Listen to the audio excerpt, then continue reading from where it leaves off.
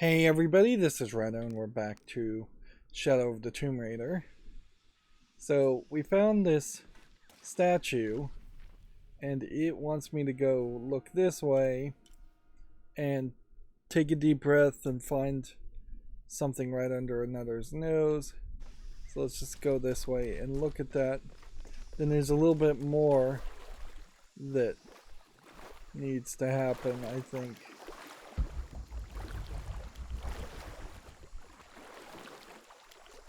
In the city before we can quite get out.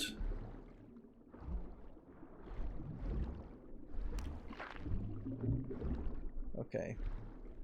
So, pretty obviously there's a tomb or something down this way.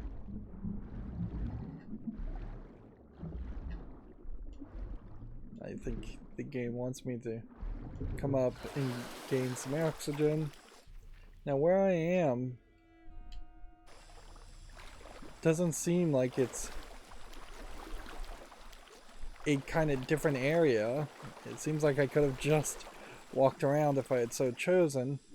So then the game is really just helping me. Interesting, we have a line of dialogue being played while we're underwater. We're full on resources.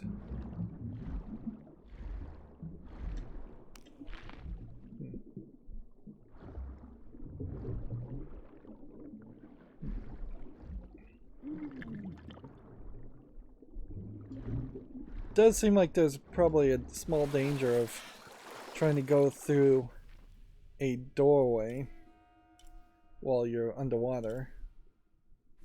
So anyways, we want to get back to deal with the pillagers, and then we're finding resources to potentially go back to the merchant and sell even more to potentially buy more guns. Although I don't really know if I need any guns or anything like that, because it really boils down more to the full deluxe edition has given me so many pay to win objects that as far as different weapons and such, that playing the game normally or having the experience that a normal person would have buying the standard version is almost impossible.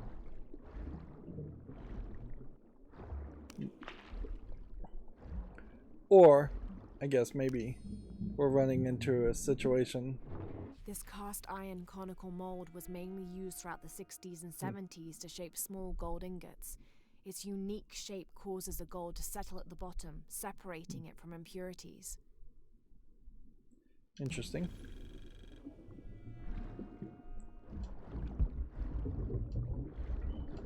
It is very possible that the experience is fine in standard without all the deluxe edition stuff, but it's also very possible that they've added a level of difficulty that then they just to remove that level of difficulty with the deluxe edition.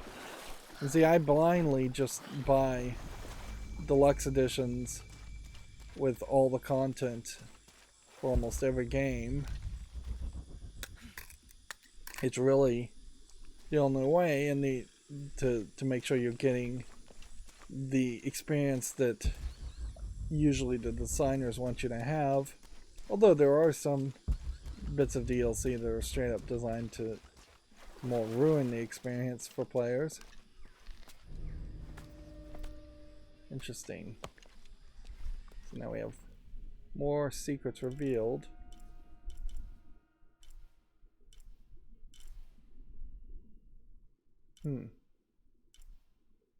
So if anything, there is a real argument to going back around, but let's try and make full pass around in circles first.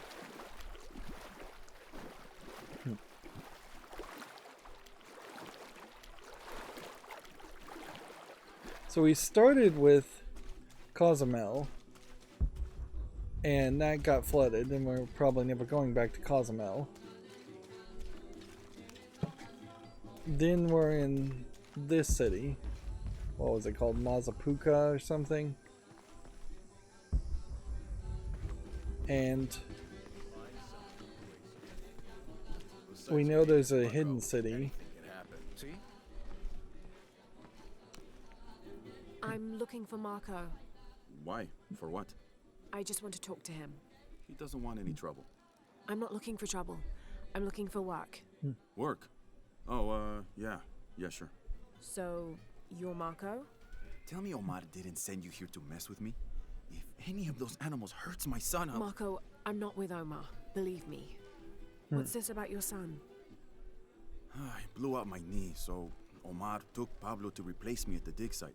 Said I was HR now and that it was my job to find a replacement. Otherwise... Otherwise, he'd keep working your son. Yeah.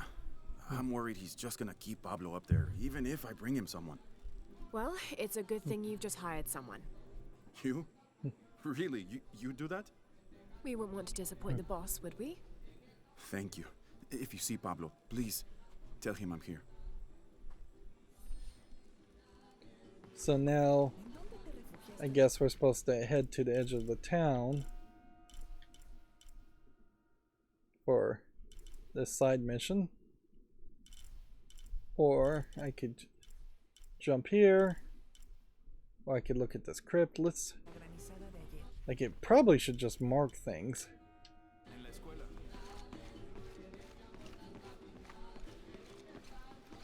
In the last episode, we opted to turn off the immersive dialogue. 2 years have been working up to never to ask her out. I finally do. And now, who is that guy anyway? So, you could, I guess, turn on the immersive environment and talk to everybody in a city.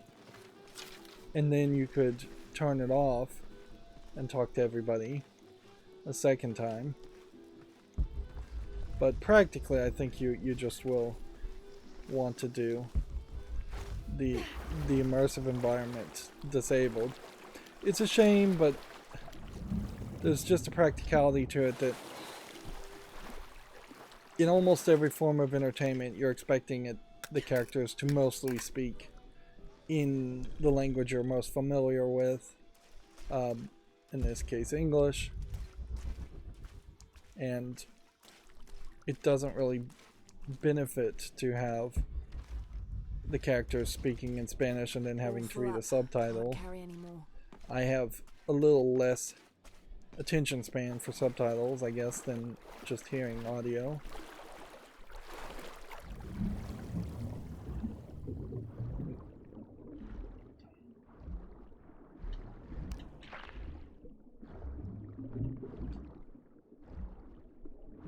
It does seem like there's a real danger here of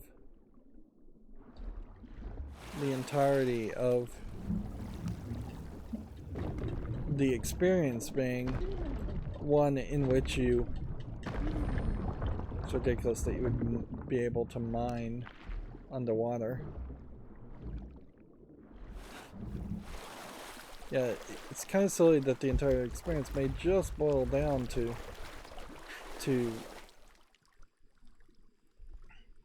collecting resources, filling up your satchel and collection, and then selling the resources just to buy things at the shopkeeper. If anything, they've just kind of doubled down on what I would argue is not the best system in the first place.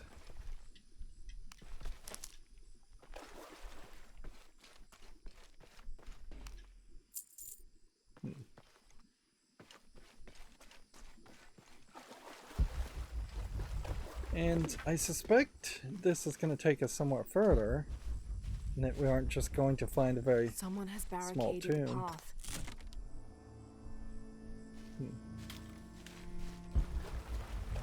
Well, I can start that on fire. If I was to target this and then hit right bump, have to hold it, I guess. And so we can just throw Molotov cocktails on top of fire arrows.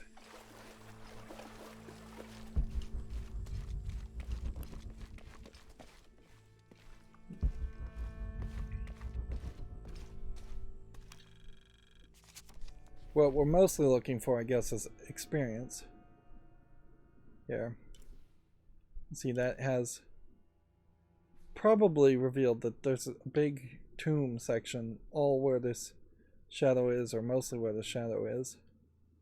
And it's given us more things within the city to find. Now, noticeably, once we've found everything, I imagine it will be as empty as this hunting ground area is now. Although,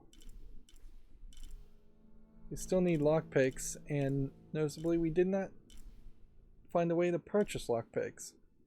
Also finding maps for this next section, which looks like a big open section too.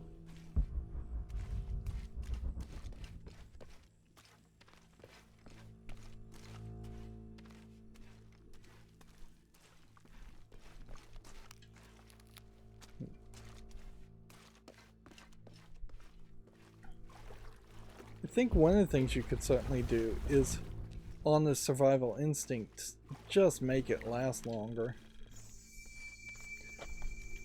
One thing I think games should probably do, is this a rope or just a floating stick or vine or what?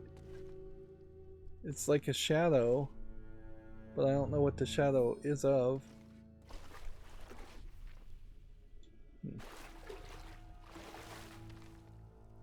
Let's see, I wasn't paying attention again. I've now found 2 of these and unlocked 2 of these and not hit the back button fast enough.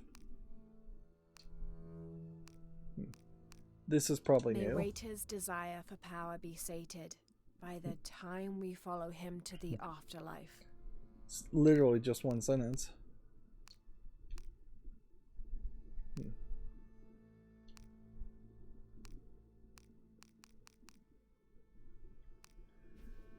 Yeah.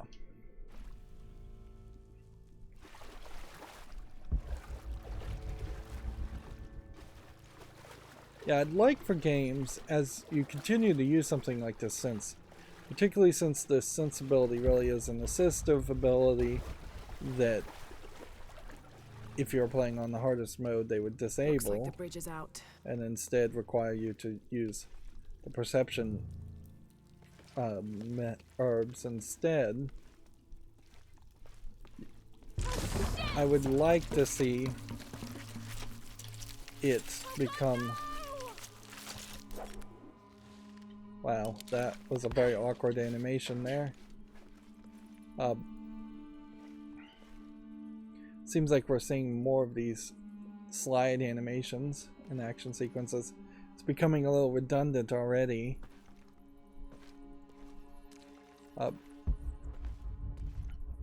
But yeah, I would prefer to be gaining XP every time I do this, and then that XP of a specific type would increase my perception time and just leave this on longer. This room has fared better than the rest of the cavern, it seems. Although I guess at a certain point, since this is basically just an accessibility element, I should be able to just turn it on permanently. Yes, that would ruin the visuals quite a bit, and I would like a middle ground where maybe it glows just a little bit. Shiny, it's not glowing with a yellow highlight. Last of Us Part 2 had an accessibility features like that, where you could really ruin the visuals in the game if you needed to improve your ability to actually finish the game. Right. So now how do we leave?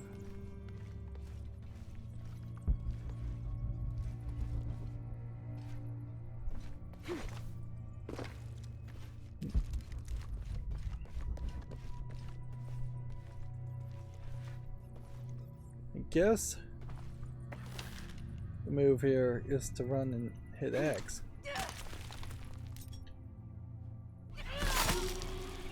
Nope.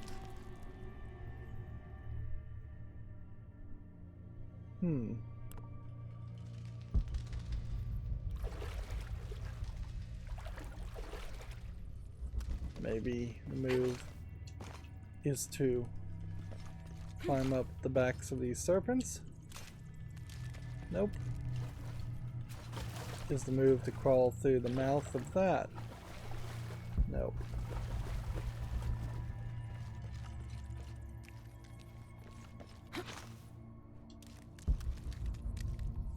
Game is so incredibly dark. Again, I'm just gonna, like, every time I take a break I turn the lights back on in my room, and every time I start playing this I need to turn the lights back off just to have a chance to try and figure out what I'm looking at.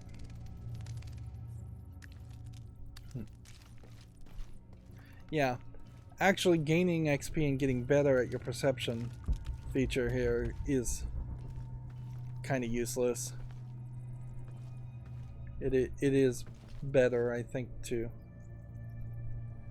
It looks to me like you're supposed to swing and grab the ledge and then climb up there.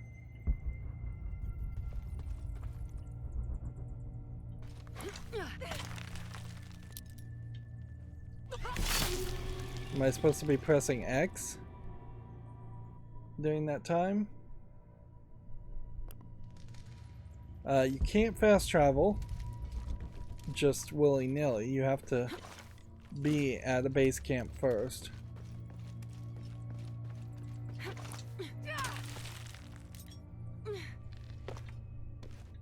Hey, I made it. Was I supposed to make it? Doesn't seem like it.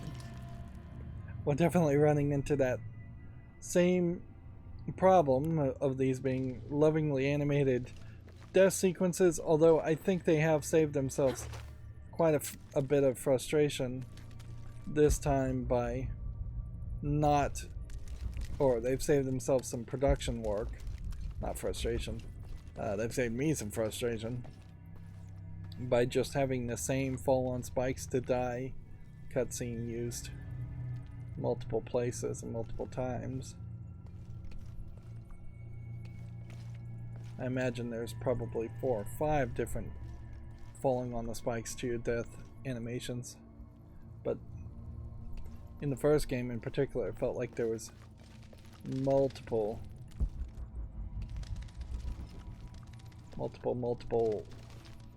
unique animations to die by.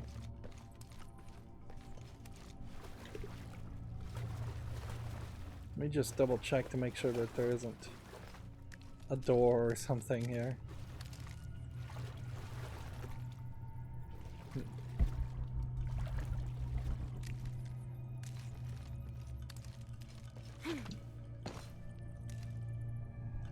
Okay. Guess the thing to do here is probably obvious white paint, critical path is already enabled. And, well, I'm not getting a hint towards a puzzle when I'm clicking on this, so I'm not in a puzzle mode.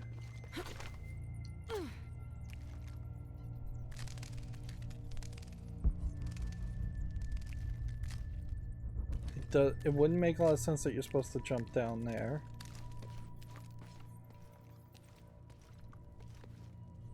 That doesn't lead towards anything.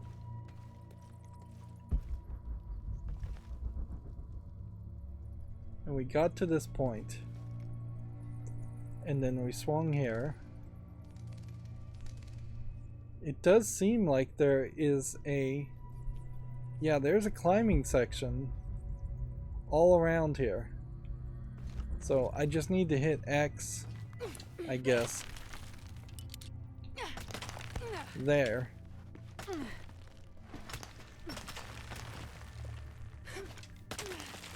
And so it was just doing a really poor job of making it visible that I was supposed to actually go below that section.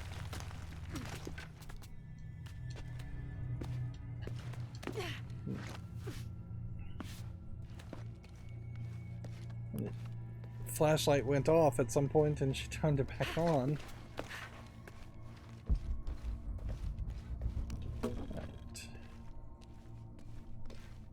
I do want to get all the abilities I can get, but I also heavily suspect that there's just not that much gameplay in this game, potentially to even unlock all of the things. Might have to go all the way through again. I don't think so. I think I can just jump.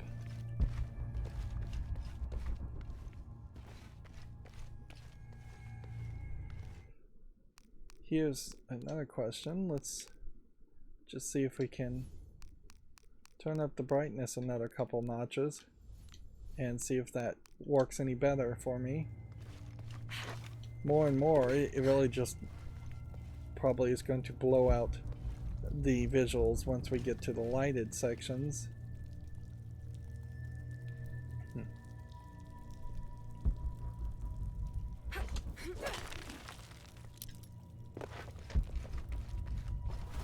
For a game like this where you do have such a distinctive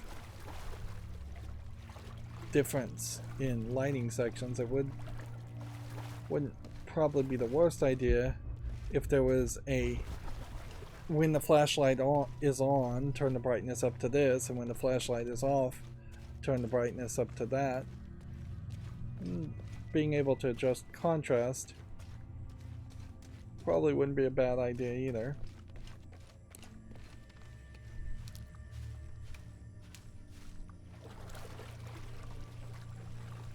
Yeah. Increasingly, it doesn't look bad, but it is getting washed out and more cartoony.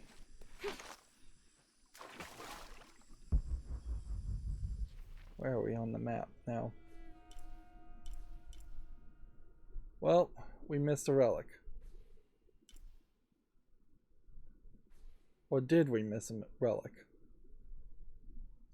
I almost am not willing to even go and check on this one, because I suspect, since we see deal with the pillagers, head to the edge of town, this may lead to just another whole area. Seems like this probably goes to a new area, and this goes to a new area. Possibly something over here is obviously a new area.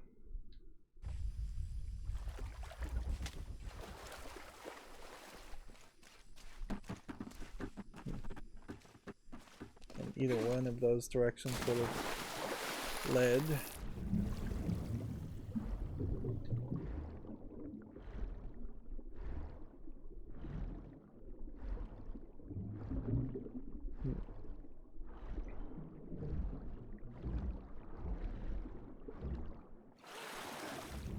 Yeah, that looks very blown out in light blooms now,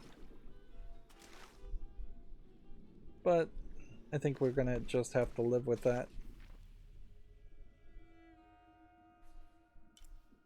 Okay, so I want to curve around this way and see if we can find this guy and deal with the pillagers. I kind of suspect dealing with the pillagers I don't think may... I can do it, Vancho. Go on, it's easy. Just grab it and stuff the cherry bomb up its... No. Does it even have one of those? How else is it gonna shit? No, I don't want to do it. It's mean. Let's just blow up pineapples instead. Interesting that there's no subtitles of this story.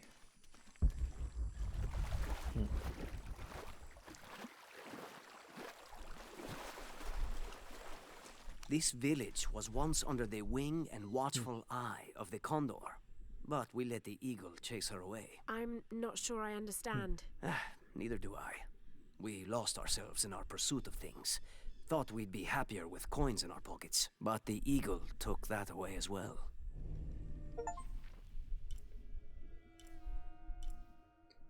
Eagle. What does that mean? I would assume the eagle is the United States, but maybe not.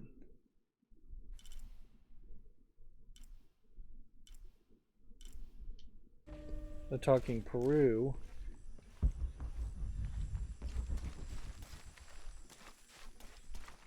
So it seems like we're going to have to get to the edge of the city first through some way to then wrap back around. Seems like there's maybe a gate being blocked off. Did you hear? They're forcing our kids. We should do something. Those guys have pushed Marco so hard. If we don't do something, There's so many people to talk to. Haven't seen you around here before. I just got in, but I won't be staying long. Don't let how it looks fool you. This is a good place. Difficult, but good. Your garden seems to have survived the storm. Luck and hard work. A lot of people pitched in to grow it, so they all came to protect it too. Okay, so apparently directly behind me is a document. ¿Viste noticias de tu hija últimamente?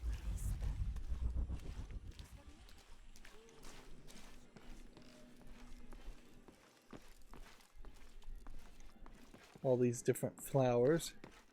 Kind of feels like there might have been a herbologist merchant at some point. Miss Ortiz, thank you for your recent inquiry. A This is water a quality big wall of index, text. WQI, was calculated for river sites surrounding the village of Kwakyaku from the samples you provided, and results have shown that the river sites should be classified as bad water quality. The results of the study have shown large-scale impacts that include siltation, chemical pollution, and heavy metal pollution. Turbidity and total solids exceeded the environmental limits. Water of high turbidity, hazy, murky water, cannot be used as potable water, and the high total solids also imply that it cannot be used as irrigation water as well, as this will damage infrastructure. It is most likely that any subsistence fishing that took place before is no longer possible at the affected river sites, thereby impacting negatively on people's livelihoods. Similarly, pH was in the high alkaline range as well as COD. These parameters were indicative of some chemical pollution in the river. The pH, that is alkaline, hard water, is corrosive and can damage plumbing equipment and clothes. High levels of fluoride in the water poses the risk of diseases such as dental and skeletal fluorosis. The presence of pathogenic bacteria such as salmonella also represents an immediate health risk for the local community. So that sounds really bad, but why this huge wall of text? Why not just give me a water quality report that just has a picture and then some numbers and then just a big rubber stamp of bad on it? This is written like a real person would have written it, a real scientist, instead of just writing it in video game shorthand. So yeah, this whole place is polluted terribly. Which, yeah. She said potable water. Generally, I've heard it pronounced as potable water, although maybe in British English it is potable. And potable does make some sense as far as water that could be put in a pot. Interesting, the deal with the pillagers hint has gone away.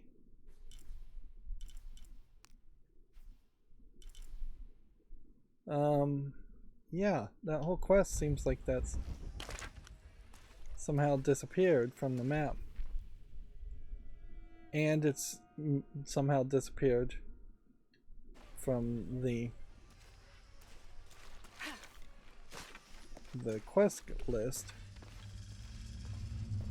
Jonah, I found Incan ruins, but I think the foundation of the temple is older. Yeah, Abby remembered where she saw that symbol. It's inside the temple somewhere. Great. Tell her thank you for me. I'm right here. You can thank me by not breaking anything. I'll be right there, Lara. So apparently Jonah is coming with us for some reason. I can hear them calling from under the earth. The voices. The old gods. Maybe you just need to rest. No. See for yourself. See where the breath of the gods rises from the womb of the earth. Listen to their pained howls. I hadn't noticed that. Where is this breath? You'll see. You'll hear it. Perhaps you can ease their suffering. So now we have another tomb. There's a whole mural. So can we zoom in a little bit? You have this whole eagle, which feels like that would be a hunting thing. Then a merchant, and then a mule right behind the merchant.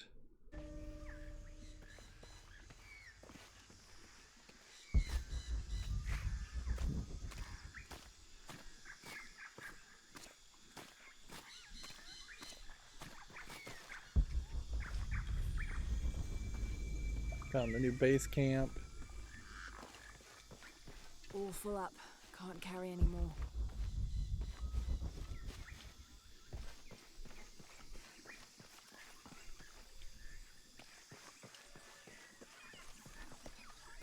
Am I getting further away from the mural? Yes, I am. So I guess if you jump in the mud, then that gets you halfway through it. Does the mud slowing you down really change anything in the gameplay? I don't know if it really does. We'll probably have a chase sequence where we go through the mud at some point.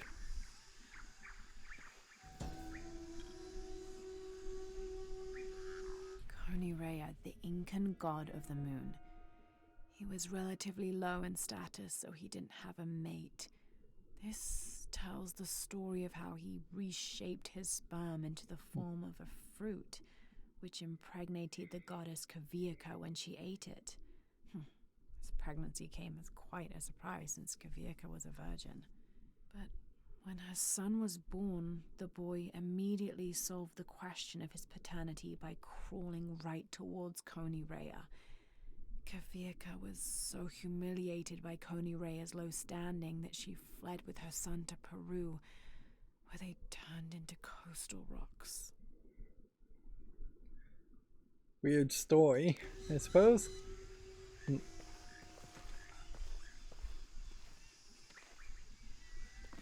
There's a lot of just non-action happening in this game, and this has been kind of consistent throughout the entire rebooted series, is that you run into a lot of collectibles and a lot of voiceover dialogue, if you're looking.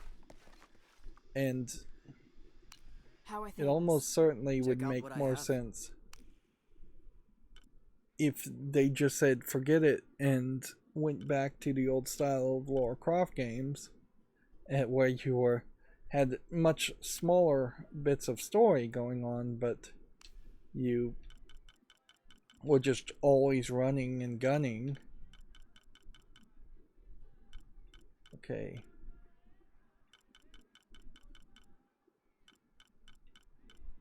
I think I'll get rid of 25 Enjoy. gold. 25 of that. Gold ore. As far as cloth, we'll get rid of 10 of that. Excellent choice. We'll get rid of 20 of A good the deal for both of us. hardwood. We'll get rid of 6 Excellent feathers. choice. Half of the medicine Enjoy. herbs, which I just don't think we're going to need. salvage.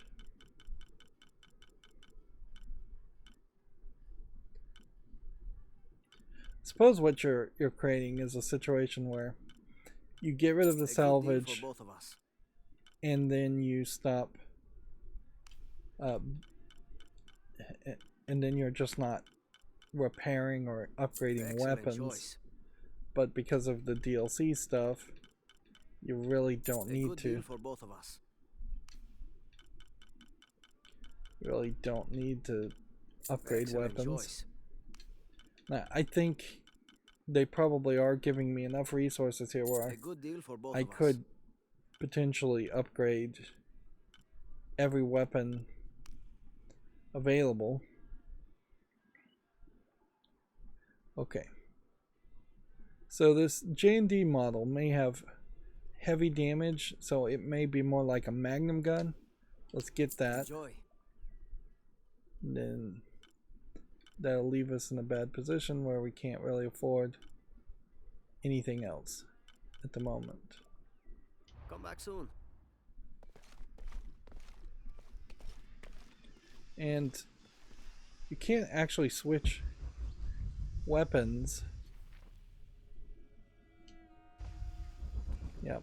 You can't actually switch weapons outside of a campfire, so you would kind of need a campfire next to it, which they have conveniently supplied.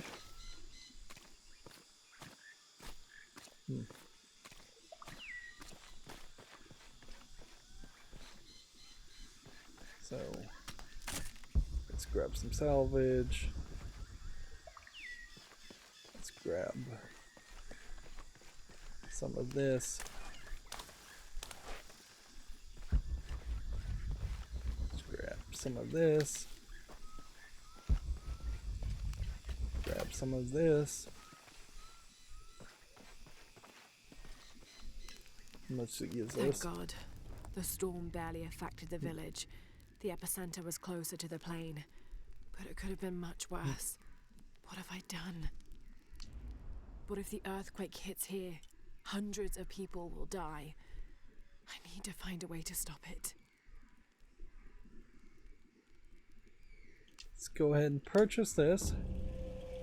And so now we can go buy bigger satchels for ammunition and resources, which will just feed into having more resources to sell. And then inventory wise, we have equipped a high accuracy K&H cap with a high ammo capacity and a decent amount of damage. We bought Silent Sting, which through upgrading might have a higher reload speed, whereas this J&D model is the same kind of pistol things. Weirdly, this one can only have a pistol sight, where this one can have a pistol sight and a suppressor. It's just so easy though not to use the upgrades and instead stay with the deluxe edition weapon. This gun is better than this, even if it was upgraded. I doubt we're really gonna get an upgrade in melee damage. So then that is really just gonna leave you with different kinds of bows. And there isn't a bow we have yet that we can upgrade high enough. Weirdly, there's like 5 upgrades available here and 4 upgrades available here. So we've got to upgrade something, I think. Now is probably not the time to do it, but let's see what that would do for us. Let's see, if this increased damage, then this would increase damage more.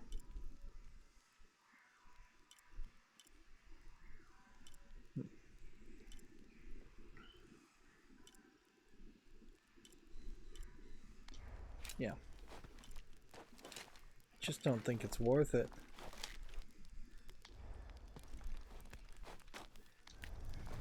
So the game has just completely failed to engage me on the idea that it's safe enough to go ahead and upgrade a weapon. Instead, it makes me really feel like I should just save all the money, and all the See upgrades, anything that you like? until we get a very late game item. Okay, and I don't see, even though we bought increased ammo packages, I don't see it at this merchant shop.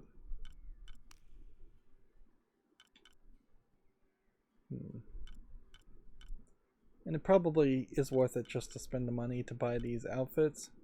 I'm always ready to do business.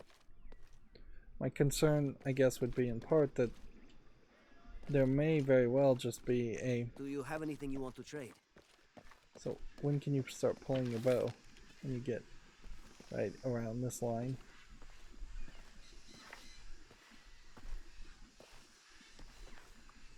Alright.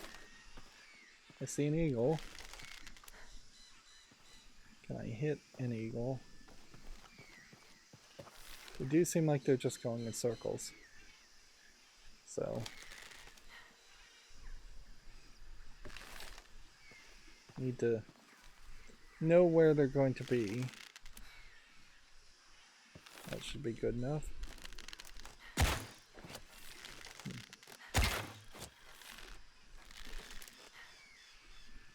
Is this a case where you need to potentially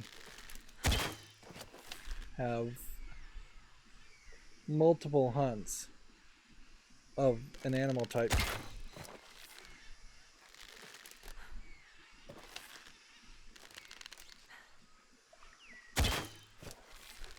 I'm really wasting a lot of arrows here.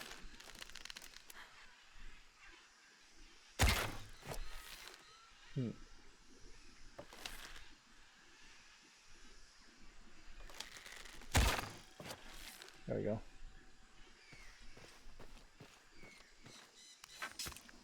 Eagle feathers. Eagle feathers. So I just hunted 2 eagles,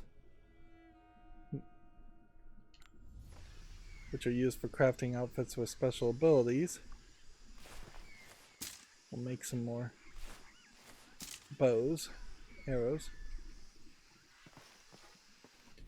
Looking at the map though, you still have a darkened in eagle item, a brightly lit eagle, compared to this dimmed out boar.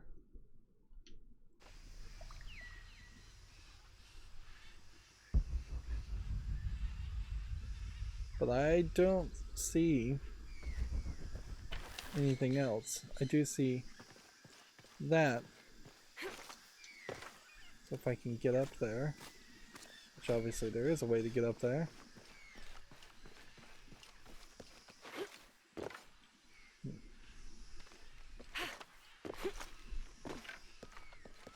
100% sure how to get up there.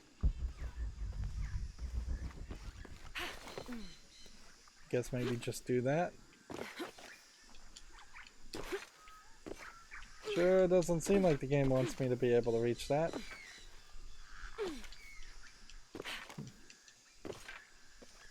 You definitely aren't just able to scramble up to wherever you want to go as a... I guess that's probably why the mud is there, is to stop you from being able to do that.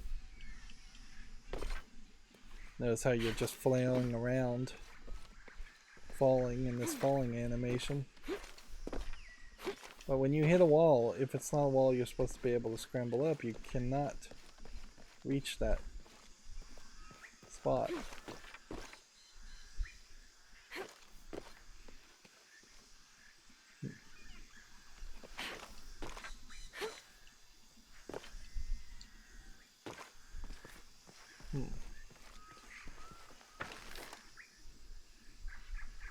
I don't think you can just shoot it.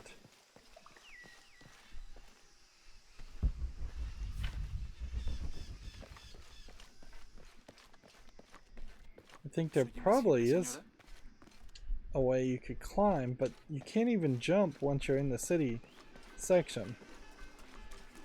So, if you were supposed to get on top of this building, you would have to find a ladder.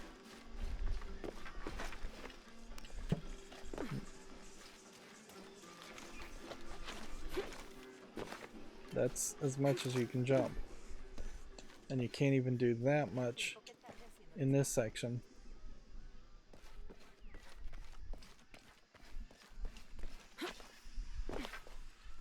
It's funny, you can jump when you're here.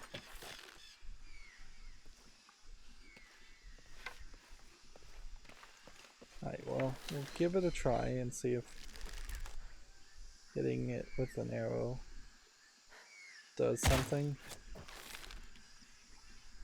I'd assume setting it on fire is not the move.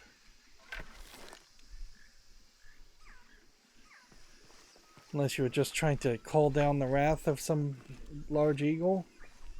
These guys don't despawn. That is a nice feature, I guess, of the vast amount of RAM, video RAM, that you can have in games these days, instead of having to despawn characters.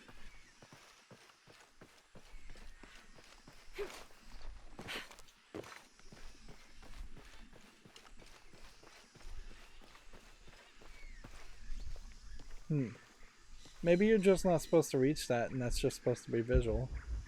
But if that were the case, it almost feels like then they wouldn't highlight it, or they shouldn't highlight it.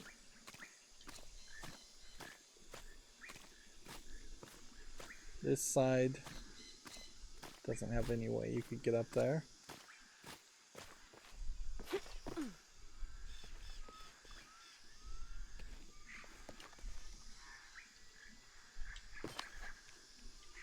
You can get up to this point, but then it's all just glitching yourself any higher.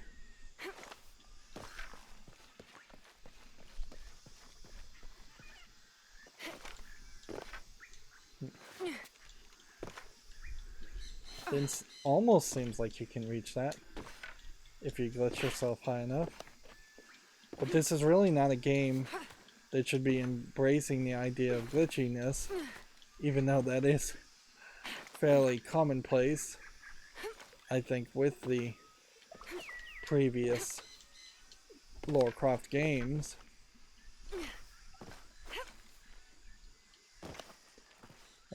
I definitely have seen speed runs of Lara Croft where you are glitching through significant portions of the game. Oh, there is one up there too.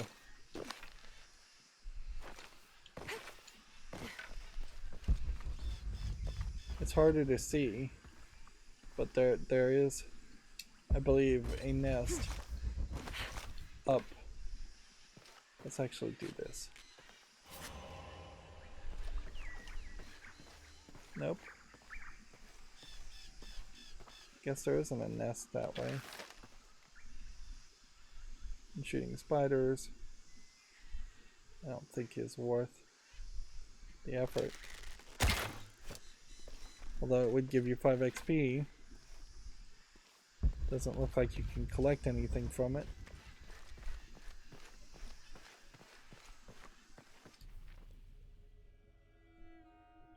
So yeah, I'm still confused as far as these rare animals. And I'm not sure if we're going to find a lot in here, or if this is just one small room.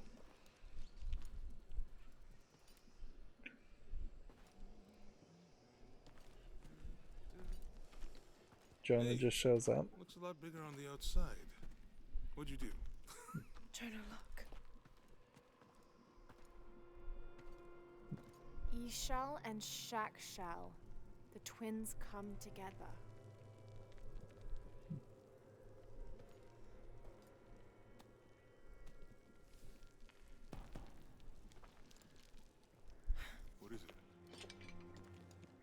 Don't break anything, What? she said. Abby said not to break anything. I'm not breaking it. I'm restoring the original. That would still be Someone was trying to considered hide breaking it.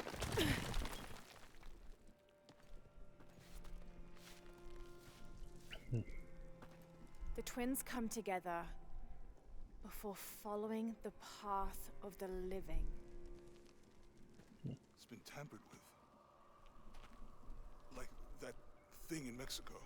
This must lead to the next clue. Go. I'll stay here. See what else I can find. Sounds good.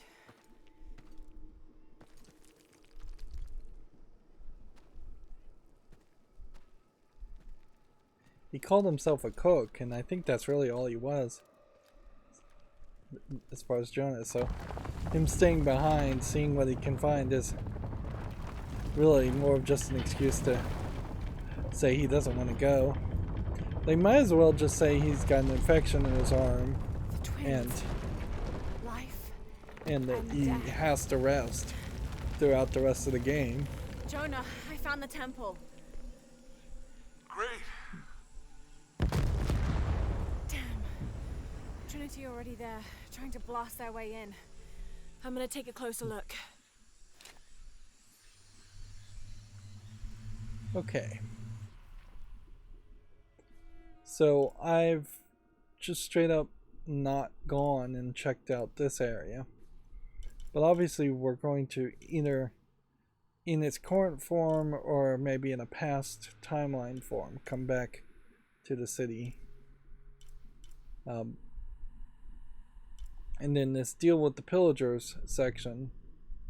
I feel like maybe the idea there is that this is just marking a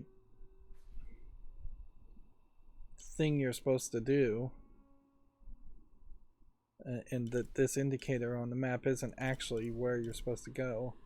Maybe I needed to go this way or this way.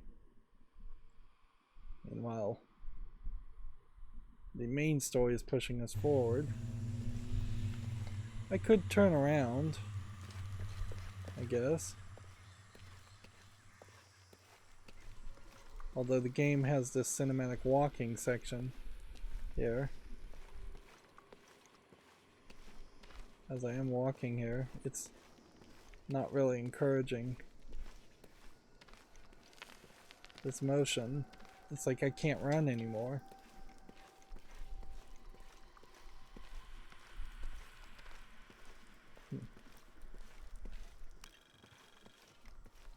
Hmm.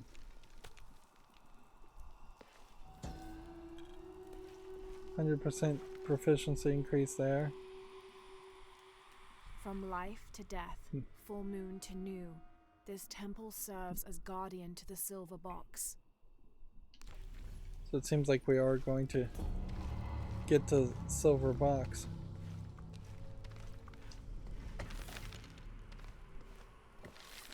But I can't do anything here to break out of this walking animation.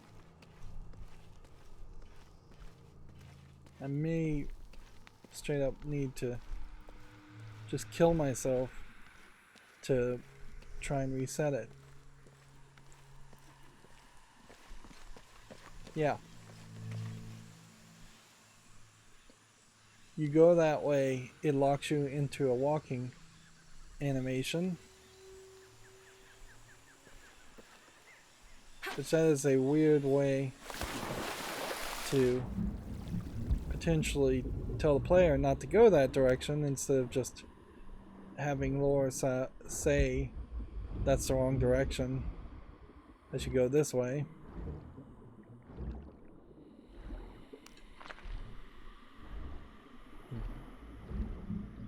These light blooms, I don't want to just turn them off, but there's been so many features like that in this game where in the long run it probably would be better to just turn it off.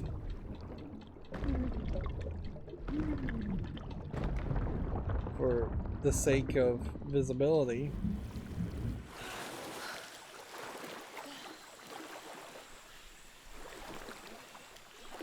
Let's see.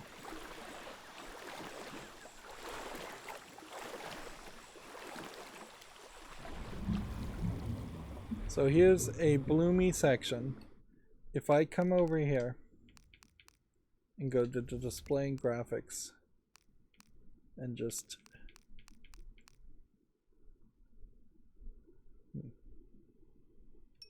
turn off bloom, that doesn't seem like that's really going to do anything.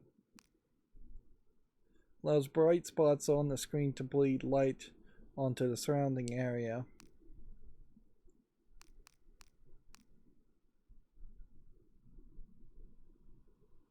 Lens flare.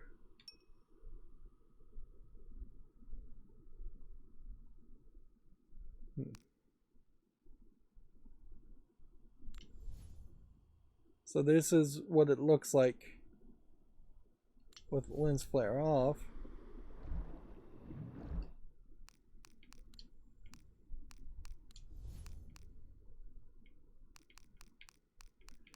We're still just messing with all the visual graphics.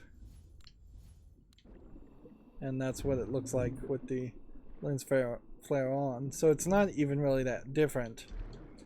So it's better just to have the better graphics.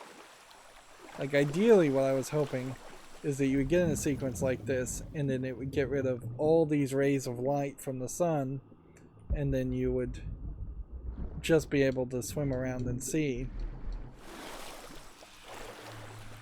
better. If anything, this really is just showing that. Status report. Operation Lone Wolf underway. Trucks en route. What's the rush all of a sudden? Dr. Dominguez is here in Peru. Is that good enough for you? Aye, Commander. Sorry, sir.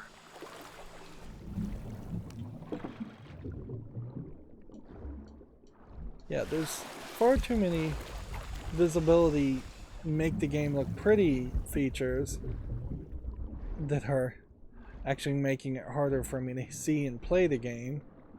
Yes, I did turn up the brightness and now the brightness that's backfiring on me.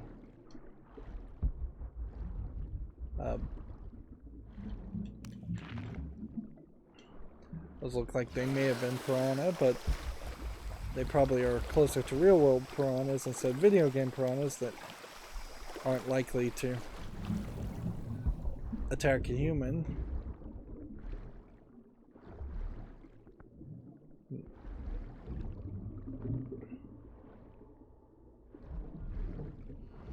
Those drones were unexpectedly heavy and sharp. We really haven't fought enough of these Glad you're here. characters We have a problem. to justify my I'm on it.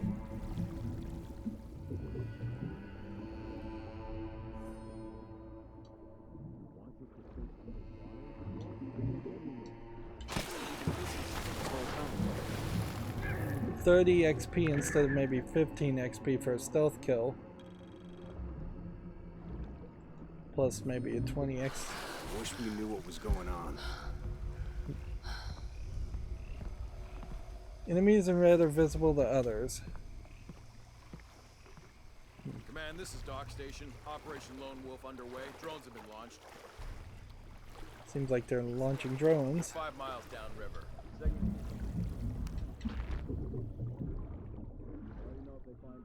I doubt there's anything under the water here.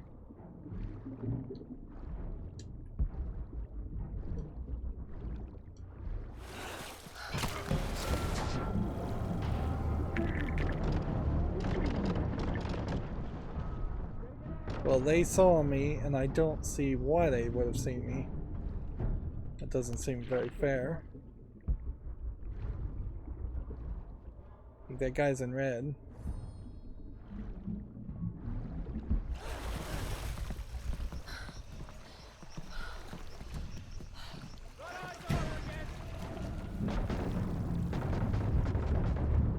So this is all going to come up.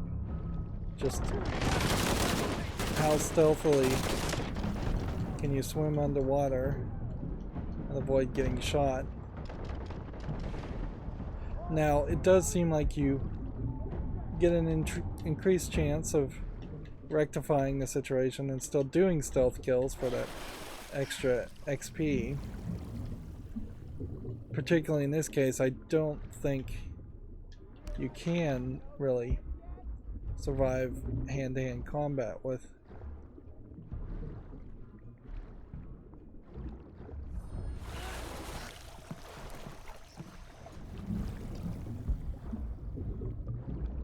Yeah, if I was even able to like sneak up here and start shooting.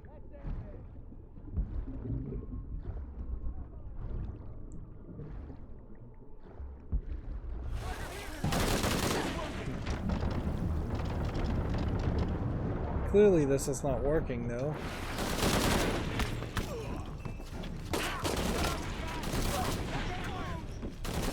So an axe finisher attack for 40, maybe 10 less XP, but honestly,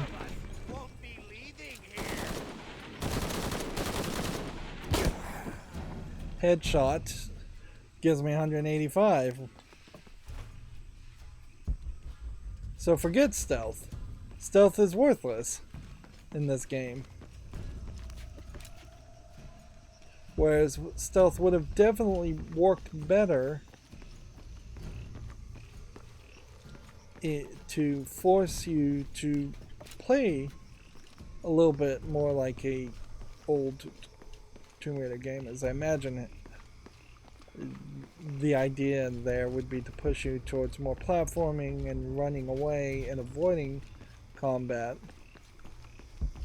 In this game, it is totally all about embracing the gun, so I don't know why they even pushed the bow as an idea. Maybe a headshot with the bow would be even more XP.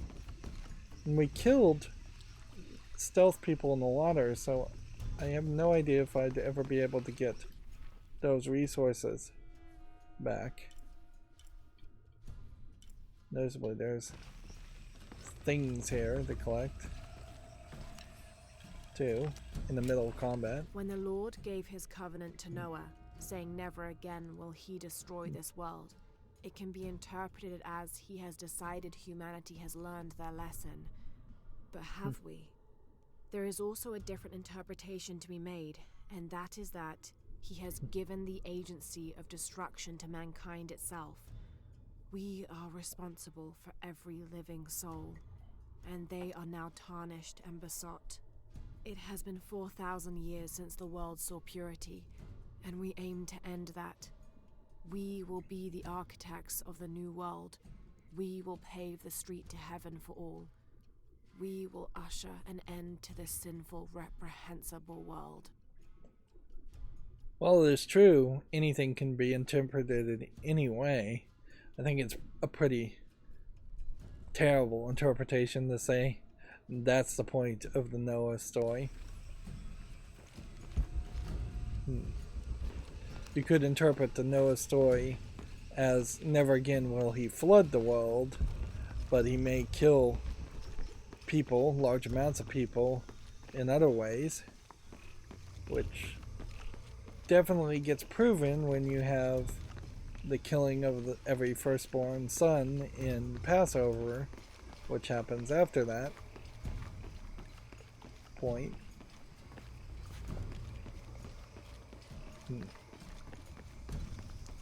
Or Sodom and Gomorrah being destroyed.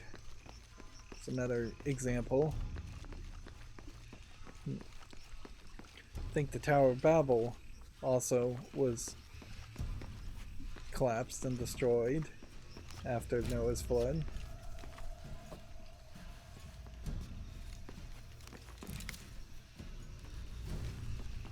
So, if anything, I think interpreting it as mankind has been given their own ability to destroy themselves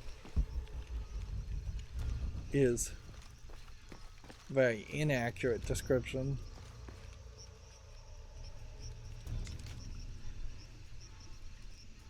I guess what could go wrong here, there's a survival catch I've missed, is I only have 45 bullets.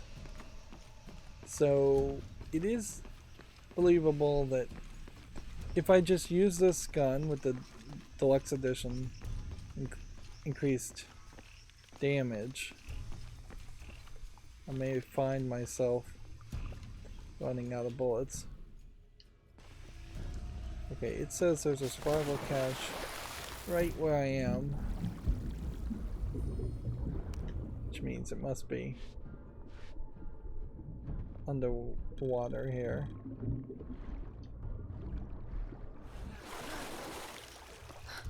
Did I get it? Yes, it did. So survival caches can be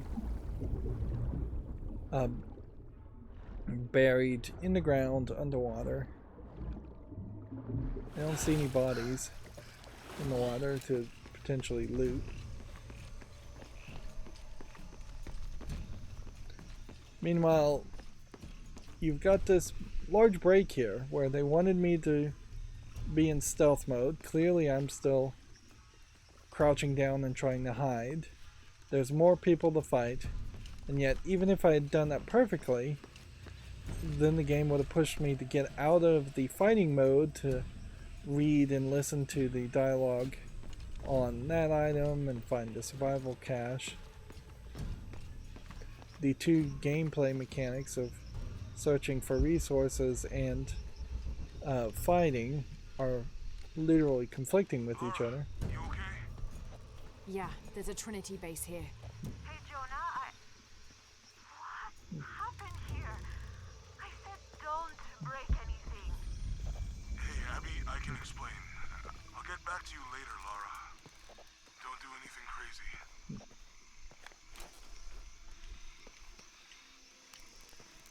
Trinity's really on edge.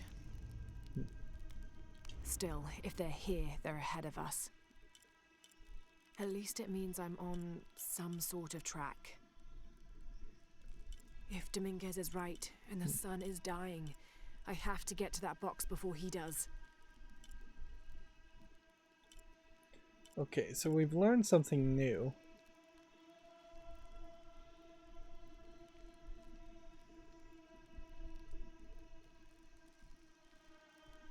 We could get serpent skin. Oh, we already have that. A lot of these. So we were going for like more XP with stealth kills. And I think stealth kills probably will matter. But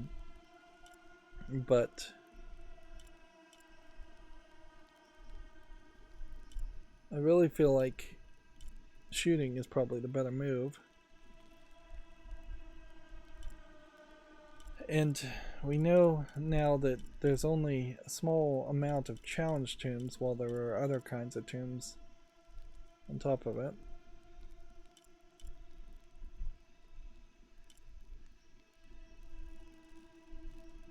Flare rounds, attachments to all weapons. We could do poison grenades. We could do, I guess, because we've unlocked this, we've opened up other spots. Which does mean if you had started with some of these challenge tombs, you could have reached some of these other areas.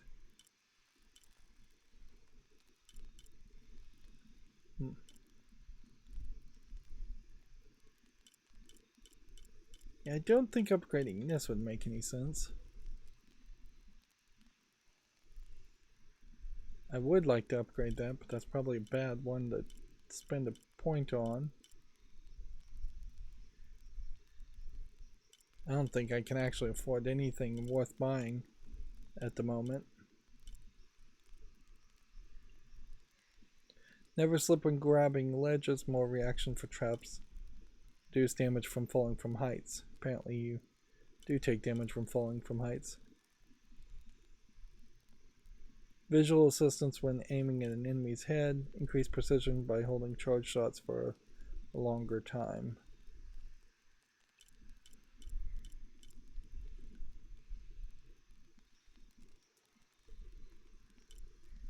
What I want to do is have something that would just increase damage, but it seems like that's not even a skill.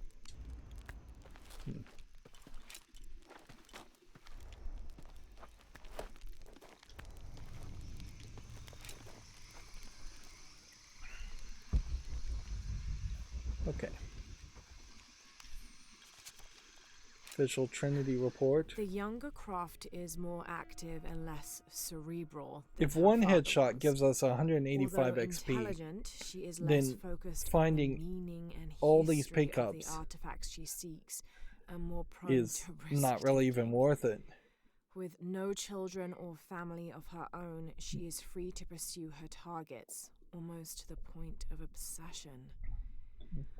Although this can make her appear impulsive or unpredictable at times, we believe her drive and the balance of her personality will make her easier to influence, with the promise of greater challenge and more likely to deliver results. Any information she might have that Richard Croft withheld from Trinity would simply be a bonus. We recommend her as a strong target for recruiting.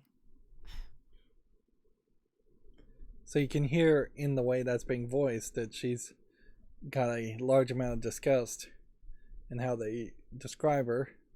But it also does seem to imply Richard Croft was working for Trinity at some point. I wouldn't be surprised if he didn't actually kill himself and he was instead assassinated and they made it look like a suicide. Yeah. I guess the thing is you don't have an infinitely spawning amount of enemies. Why we're sealing everything up? Because Commander Rourke said to hold the perimeter. No one goes in or out. I know that, smartass. But you know why? That's above my pay grade. When the recon team gets here, maybe they'll be able to tell us something. I guess if you had infinitely spawning. Let's see, press X to cover Lara and mud. Make it harder for it to be seen. Just another one of these. Action report. It's so Attention, breaking. Dr. Dominguez. Search site. Mazaruni River, Guyana. 5.816587-59.468158. Discovered evidence of Maya migration. Upon subsequent investigation, site deemed a dead end. Actions taken. Site flooded by redirecting river. Locals recruited for labor eliminated. All trace of presence scrubbed. Other. Kick up at nearby village. Lethal response necessary. Area isolated. Site flooded. Appears natural. South American rivers rising due to climate change story seeded in media. I don't think they really needed the voice actor to read out the longitude and latitude elements.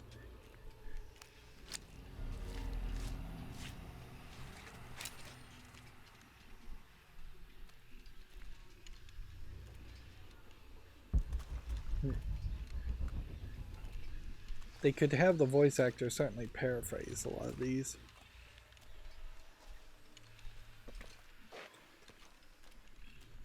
Definitely feels like there's two contrasting ideas here.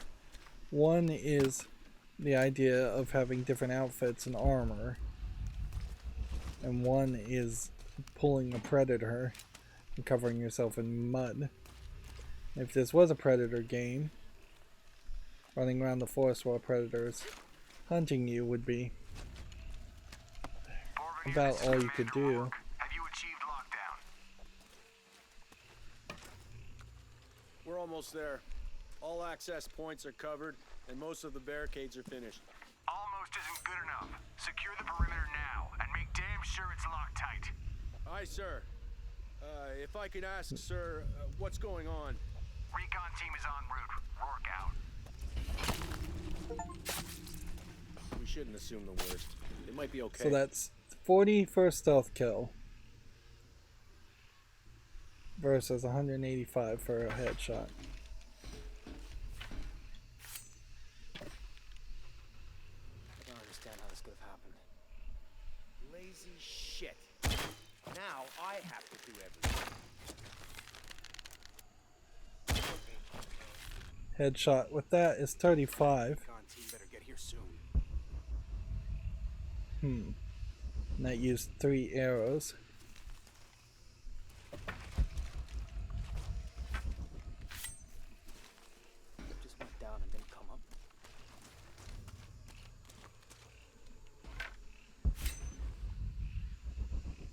before we go anywhere. I hear somebody talking.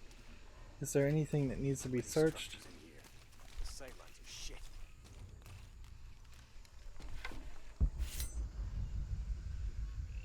So a headshot with my gun seemed to have given me a considerably This fucking place. larger amount of XP.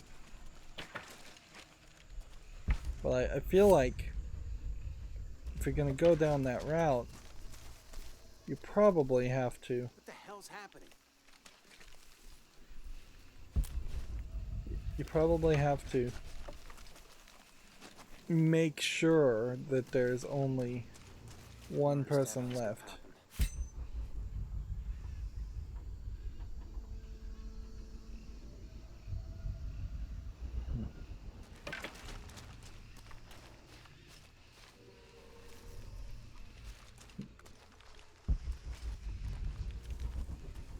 This all seems almost like it was supposed to be a multiplayer level. Better look around.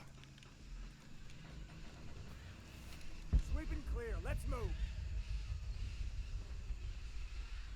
Okay, can I kill this guy in any way?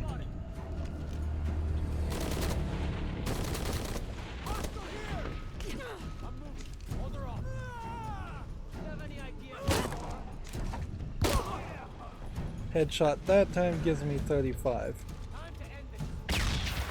So I must have been actually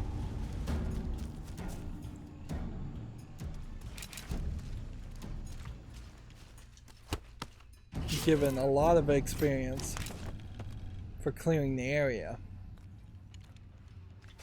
It's the only thing that would make any sense.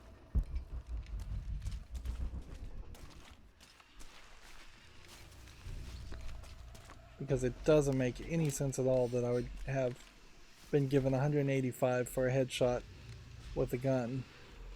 Unless you're just given a massive amount of experience for the very first headshot you pull off. Which, yeah, the game is definitely confusing me.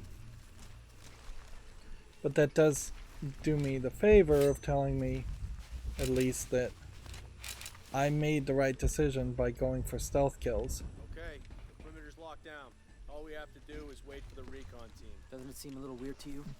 There was a problem underground, but we're fortifying ourselves from a threat from overland. Seems pretty standard. If something did go wrong, we should assume it could be anything. We've got the temple covered, too. I don't know, man. It still feels like we went from an amber alert in the known area to a red alert all over the place. We've been overreacting to things ever since that storm hit. Is there any way we can? Checking now. God damn it, she's hunting us. They can't be far. Need to get to the bottom of this. Ready to engage.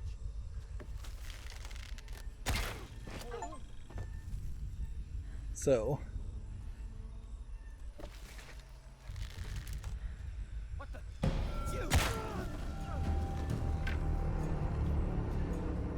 that's certainly one way you take people out. And what's interesting about that is that kept me in that survival mode for a very long time.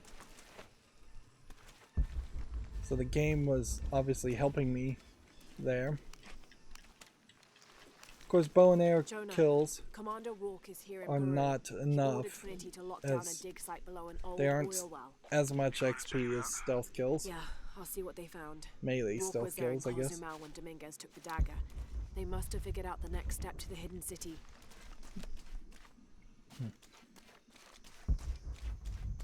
So the whole idea would have been to have us, I guess, run around here and sweep in circles and look for vulnerable sections.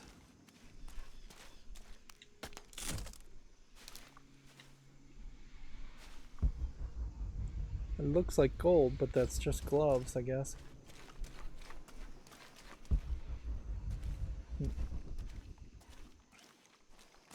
Were there any other options? Or anything else worth looking for? Pickups, items?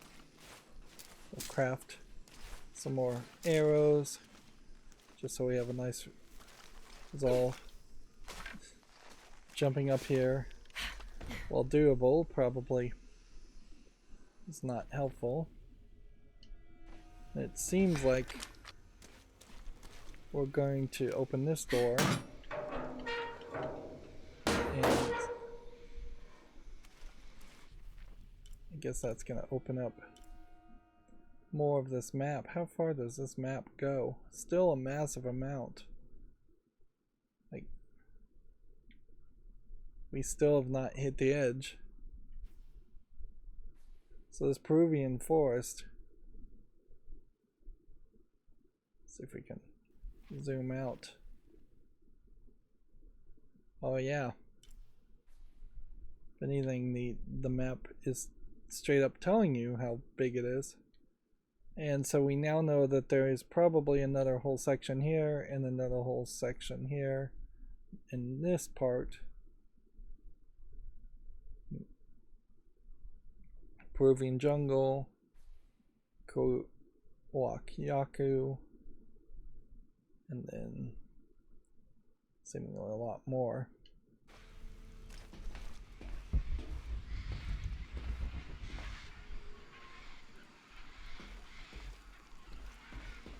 And the next step is obvious that we're supposed to run and jump and hit X.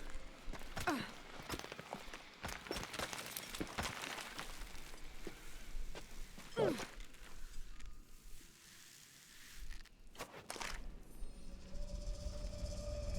we're now exploring the excavation. Will we fight any more people? Or was that 20 or so people What happened? the only ones we could really stealth kill? Interesting. The fact that looks like a heavily armored Trinity military guy makes me suspect we're going to run into some kind of animal. Something big and strong. Mythical, potentially in nature. That is the old Lorecroft games too, is that you kind of start off with bats and wolves, but eventually you're fighting centaurs and mythical creatures.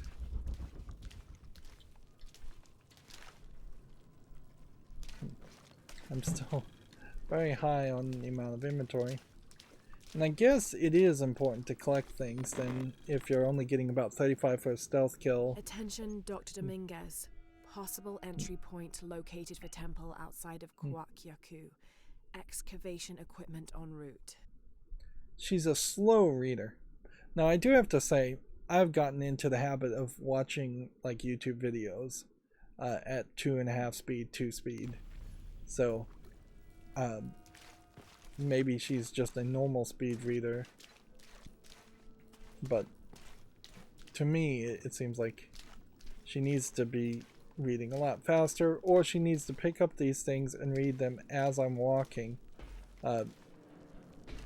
Most of the time when there is a collectible, if she had picked that up and then I had just walked normally from this point to that point, she would have been done speaking, and that would have been fine by me. So we now have an idea of what the map looks like, and it looks to me like it is just going to be a curve back around. Yep, they're definitely employing a trick here to make it seem like there's a lot more square footage than there really is.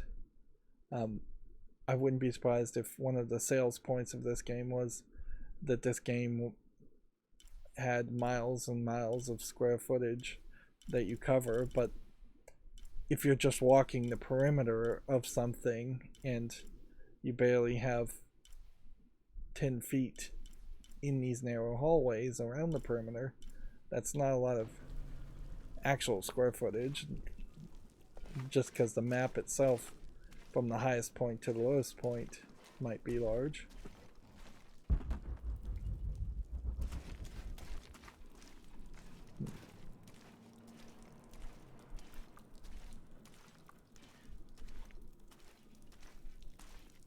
I would lean towards the idea. Interesting, just permanent fires, lighting.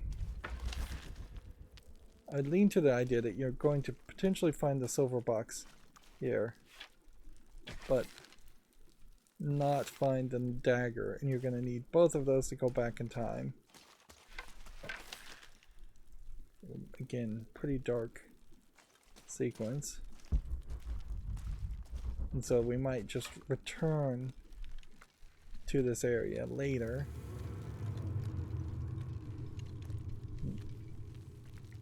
We have already seen magic in the first game.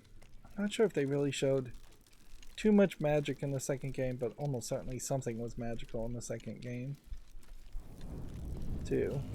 It is a very standard Indiana Jones thing where everything is mostly set in a realistic non-magical world, and then the last 5 minutes of an Indiana Jones movie turns magical. Although, in all fairness, Temple of Doom is kind of magical a little bit earlier than that, during the heart-ripping scene. We can walk over fire and it will hurt us, but kind of doesn't matter because we automatically heal.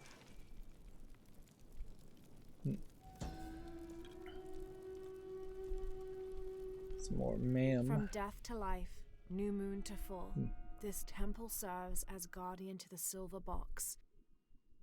I think we had already found something like that. It said something there.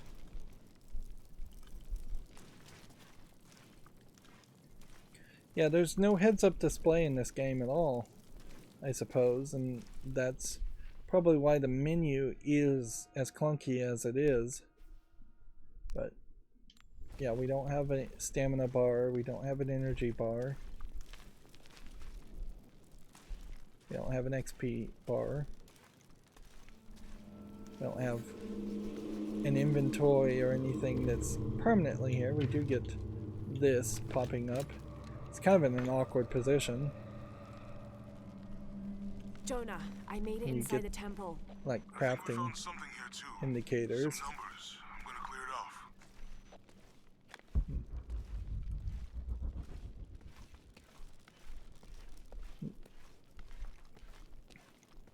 A lot of fire, so maybe we're gonna fight some kind of fire-based dragon type character.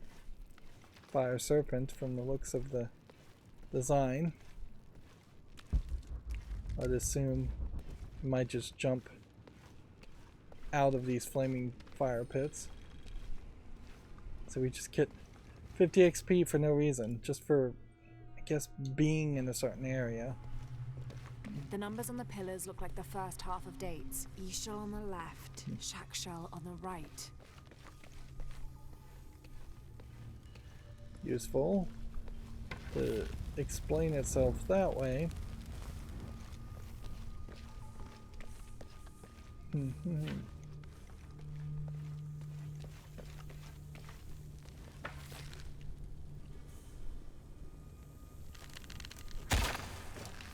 So we've got some snakes down here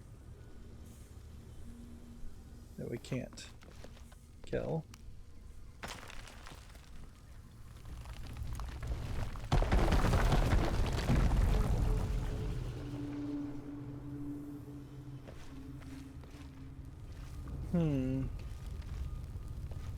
Maybe we'll get some more indication over this.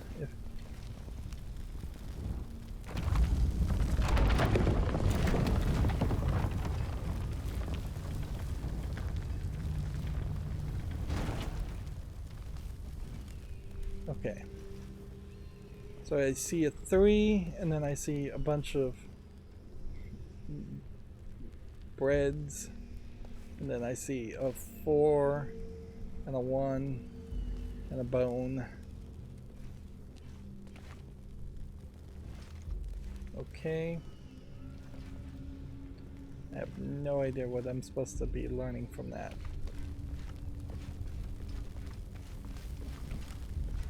Might be able to open these doors.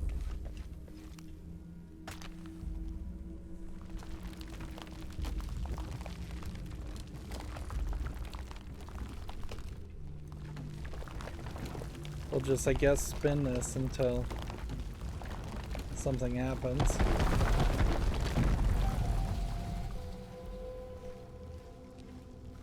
Seems like one worked fairly well for both of those. And then the whole pushing of opening doors here feels like a door opening animation that just will be used later. So 3 and 4 at the top, same breads, but missing a bread here, and a 3 here. So one, so it's 4 with a bone, then 1 dot, 3 dots, then bone.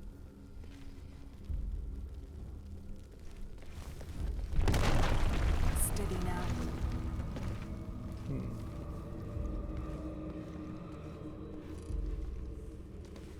Okay, so now we have more. We have more of a solution.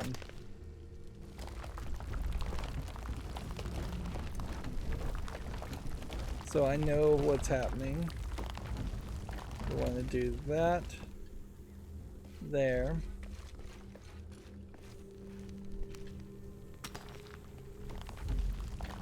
Let's go the other way.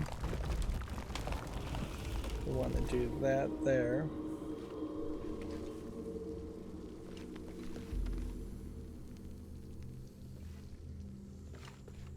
I mean, there's really nothing to do over there.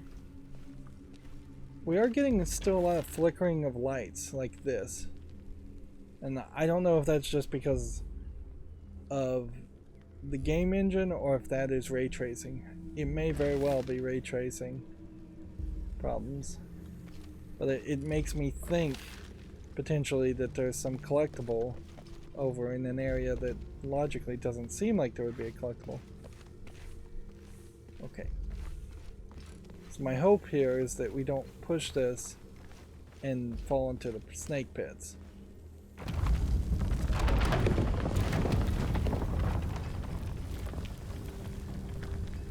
I wouldn't be surprised though. Another door. There must be more to this. You just get 50 XP for doing that. Okay.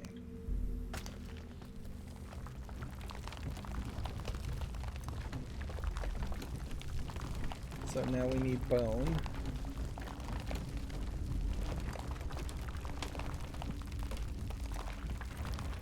This isn't teaching the accounting system or any kind of math system though, so I feel like there's going to weirdly be another low layer of this, and the solution could be, if this just goes up, that it would be one more bread, or it could be 3 dots with a bone. And on this side, you go 4 dots plus 3 dots. 4 dots with a bone, then 1 dot, then 3 dots in the bone. So at the bottom,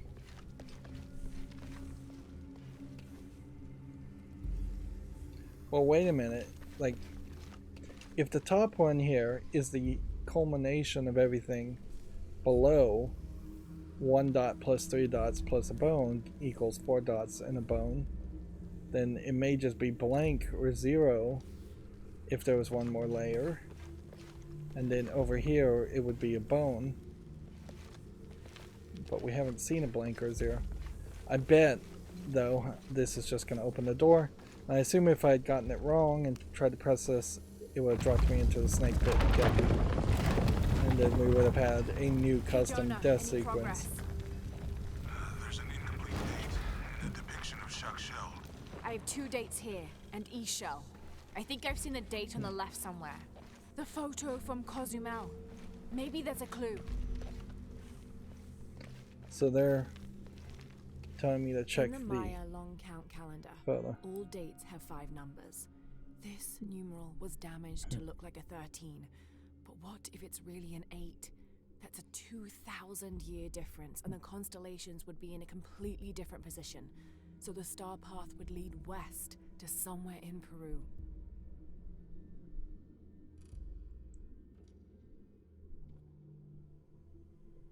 Yeah, I don't really understand this numbering system though. Spin around to The find last some. number on the left pillar is 0. Last number on the left pillar.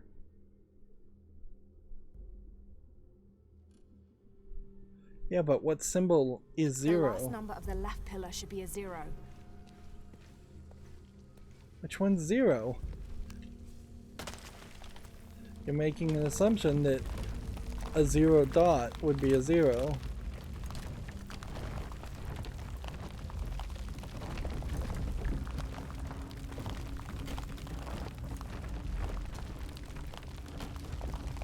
So we'll just go all the way around, and I just have to assume that that is supposed to be 0.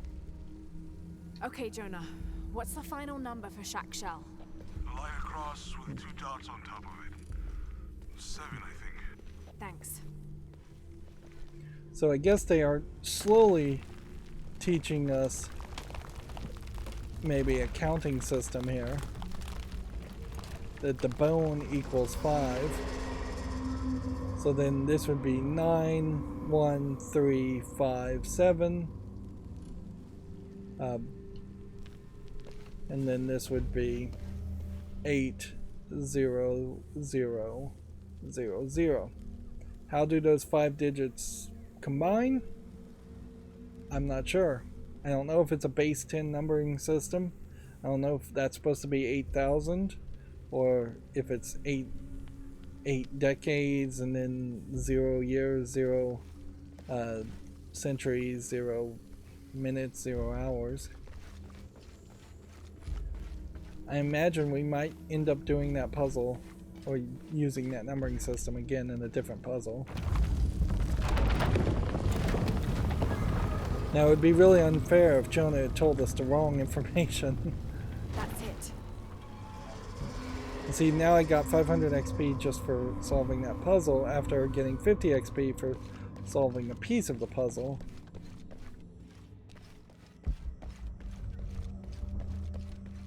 I'm trying to see if there's maybe some secret collectible back behind these statues. I guess not. And then we see big eagles statues. I'm not even sure if this is one of those systems where you always get a level up for every 500 XP or so, or if it gets more and more expensive to level up by committing each suicide, time. you could bypass the underworld and go straight to paradise, where other noble deaths included the sacrificed, those who died in battle or childbirth, and those who died playing ball. The suicide's escort on the journey to paradise would be this goddess, Ishtab, also called Rope Woman. She was the goddess of suicides, especially those who hanged themselves and manifested as a rotting corpse hanging from a noose.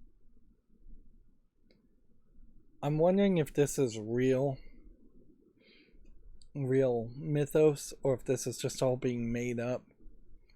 And I guess we'll never really know. Dying while playing ball. I think there was a Aztecian or Incan like murder ball type game similar to basketball, but using people's severed heads.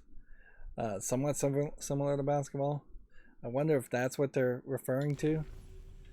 But clearly it would have to be very intense that people were dying playing it. Interesting. It looks like there's 4 different animals, or 3 different animals here. You have an eagle, Jonah. and what looks like a Hey, dog. Lara, it's Abby. Oh, hey, Abby. I found a mural. It seems to depict some kind of journey. Entering through a jaguar mouth follows a serpent toward a silver eye. Uh-huh. On the way, there's a spider and an eagle that rises toward a temple. Okay, I don't know about most of that, but the jaguar mouth is back this way. Really? Yeah. Cat sculpture, big teeth.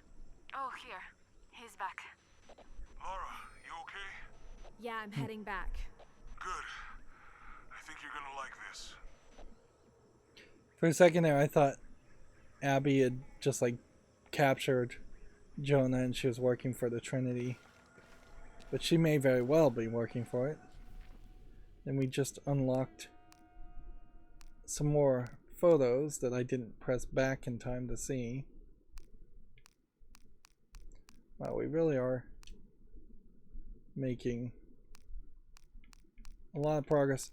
I think what is probably going to happen is that it's going to make a lot more sense to collect each one of these things, and then once you get to 100%, just listen to everything in a row there. That would probably be the best way to play this.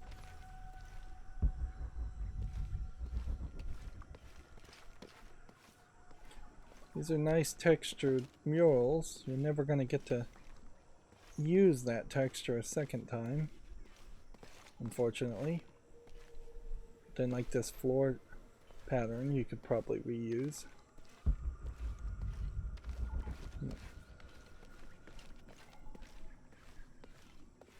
Let's see. This describes something nearby. 2 guardians have fangs. 2 guardians have feet. 1 guardian has both to better protect me. Okay. So obviously it's right here. 2 guardians have fangs. 2 guardians have feet. Snake here has fangs but no feet. Dog here has fangs and feet. And eagle has feet but not fangs. So we know it's here.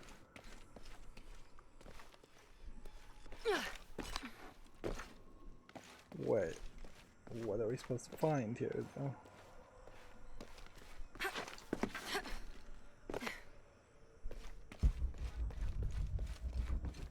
Our survival instincts never look through objects.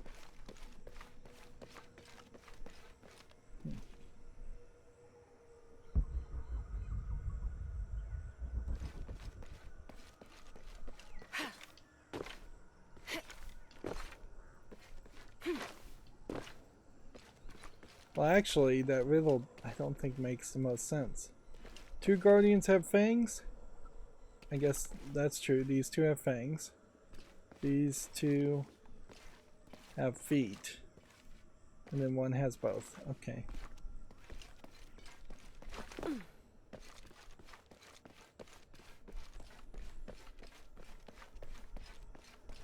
So this is the solution.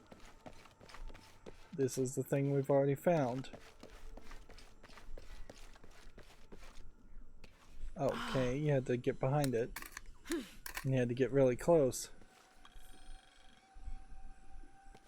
Monolith riches found.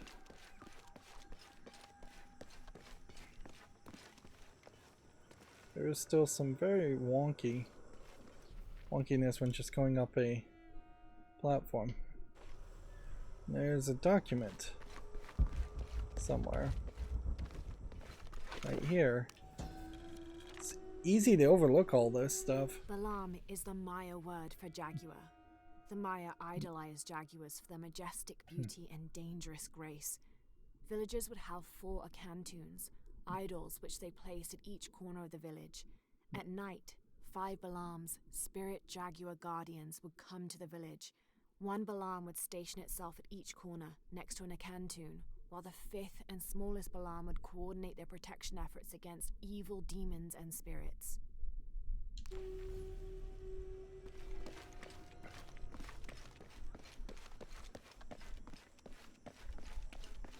This is a room that has too much in it, when really the only thing you should be interested in is the mural.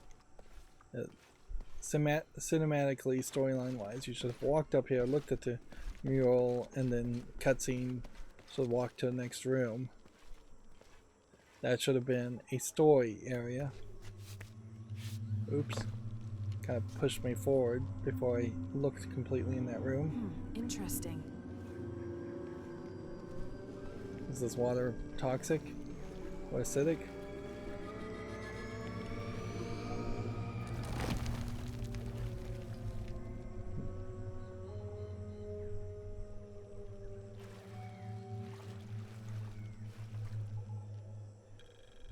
She really just had nothing to say there. It seemed almost like she was brainwashed by whatever she saw. While on a branch, use a rope arrow to kill and string up an enemy using Eagle's Talon. It feels like that may be an ability you needed to collect. And it's probably an ability you could have had before this whole point. This Ancient shows a sketch. basic sketch for a temple rising from the middle of a city. If I squint, it sort of looks like a snake.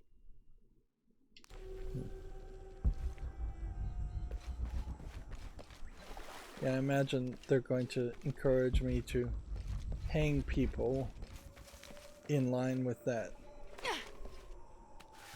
mural and suicide talk. So yeah, I wanted to look here just to make sure there wasn't anything I missed. I'm trying to be as thorough as possible, although pretty obviously I'm doing a bad job of it, and we still don't have lockpicks, so we know we can't get everything.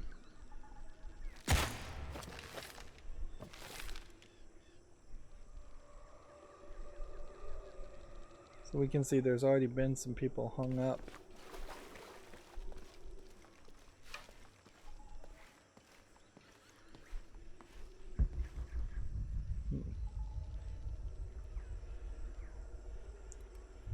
And I guess we're just swan diving.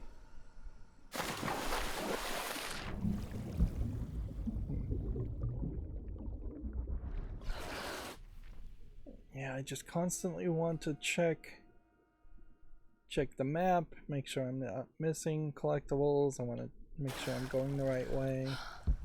Constantly want to use the survival mode. I feel like there's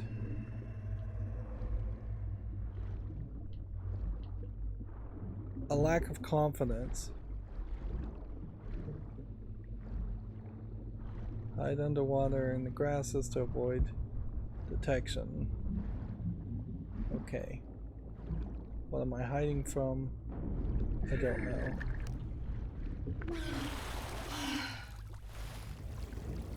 These air pocket ideas were from the previous game too.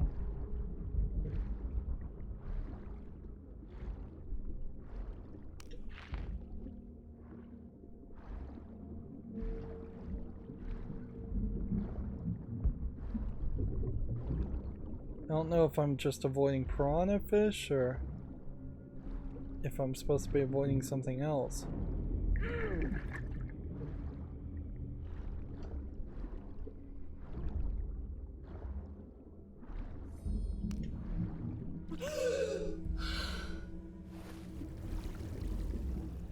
I think there is a high chance that if you found a pocket of air in a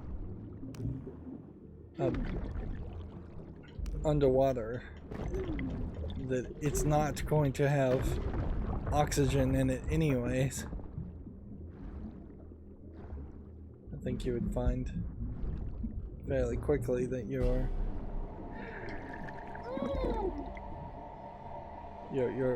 would be breathing in arsenic or acidic air of some sort.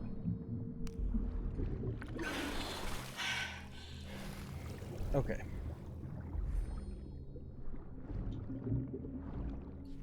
I guess we're trying to just make it safely from point A to point B, and I'm guessing move is probably to just try to stay in the grass.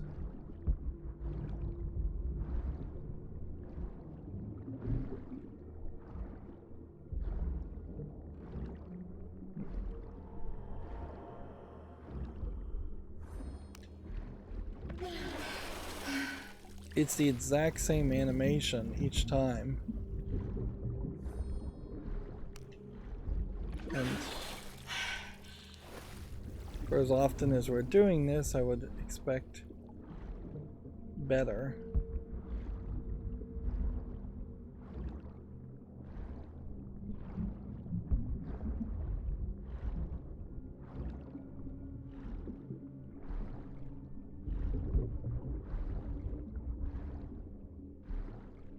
Just don't know where I'm supposed to be going. I don't know where the air is. I don't know how many times I can get a warning that I'm running out of air.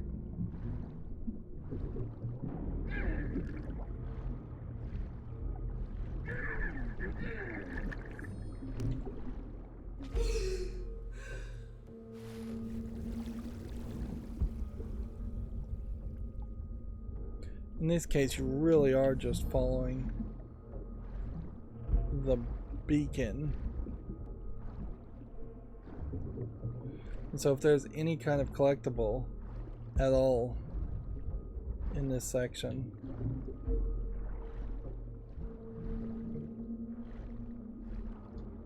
you're almost certainly going to miss it unless you really know what you're doing. There I just got stuck on a ledge.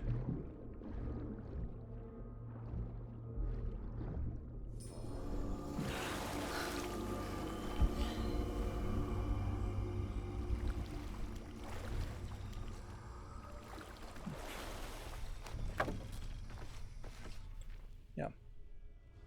We can see there's a treasure chest here, which I don't think we can open, and a survival cache here, which we may be able to open. And the way I'm facing does indicate it is that way.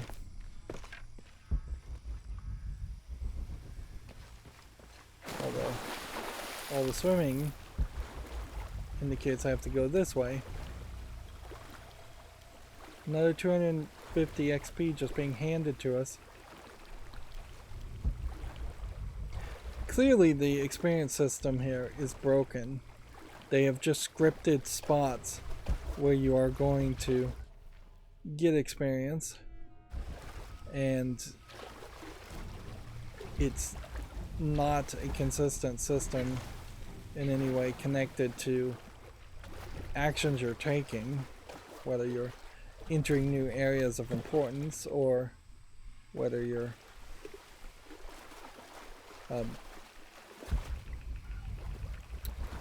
collecting items of importance.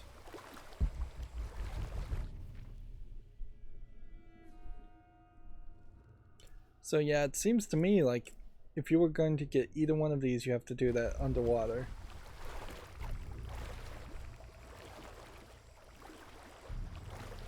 So maybe we'll get some kind of outfit at some point in the future that makes us immune to the likes of piranhas, and so maybe we'll put off any idea. I thought I saw something here, but I guess not. Yeah, we should just come back later. There's also a very high chance. Jesus, don't do that. Sorry. Anybody else make it? Fuck the final. We don't see any mud here. Definitely feels like they're not going to really encourage us to do the mud stuff. Omicron team, we've been ambushed. Base camp, come in. Okay. Anything? Quiet. I need to hear.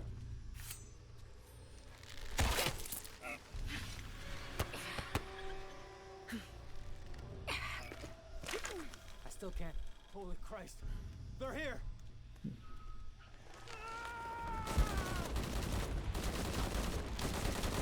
Come on, you bastards. What are they so afraid of? So we're back to stealth killing. I probably could have snuck up behind that character and stabbed him with the climbing axe. I assume I just looted this other guy as I pulled him. And so that, obviously we needed... Can't carry anymore. Let's see what happens if we try and heal. Nothing. Because we're already full health. I'm assuming I looted this guy, and so that gives us now a way to pull one of two people away from a group. Although I have the double stealth kill, so I could have also just snuck up behind these guys and double stealth killed them, potentially. I haven't been able to really use that, so it seems pretty obvious that they didn't expect you to unlock that early. This is highlighting the fact, though, I lost my radio in the crash. that they could have given all abilities and skills as part of a narrative experience instead of having the player decide to unlock abilities and skills.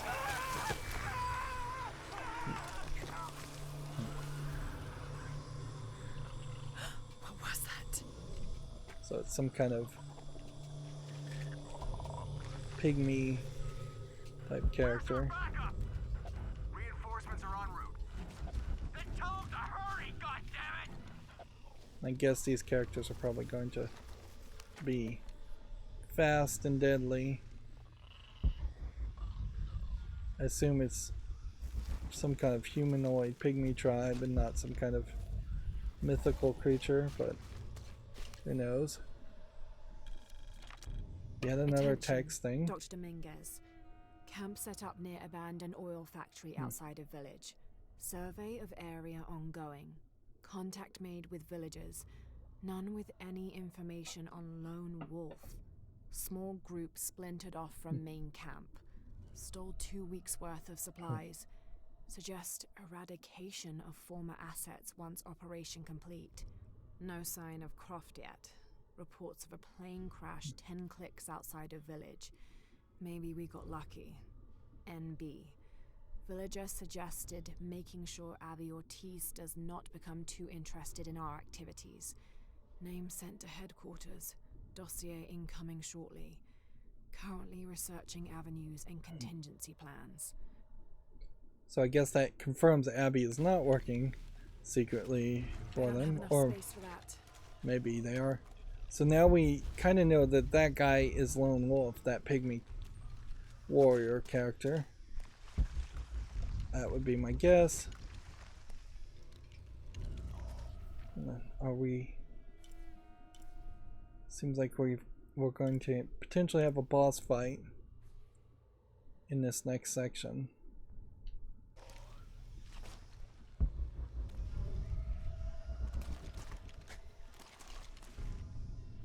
It's a shame I can't craft anything else to collect that scrap, but I guess it just points out that it doesn't really matter. I'm warning you! Stay the fuck away from me! Easy. Calm down. Can you tell us what happened? All I saw. Claws. Teeth. That's helpful. Hey, some consideration here. They hit us. Just screaming. Bones. It's over. You're safe. We're dead. I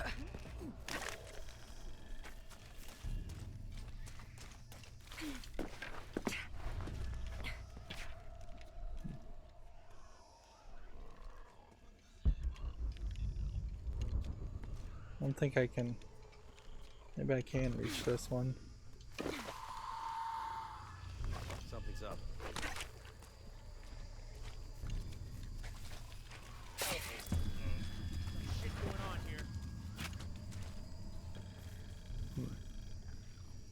those stealth kills are still the best ones to do.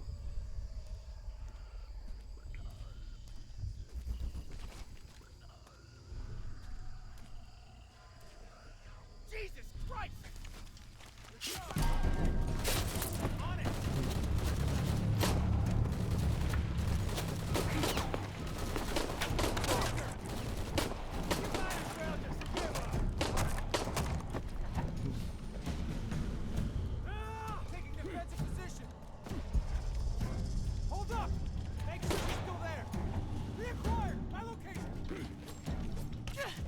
Alright, so this is not working well.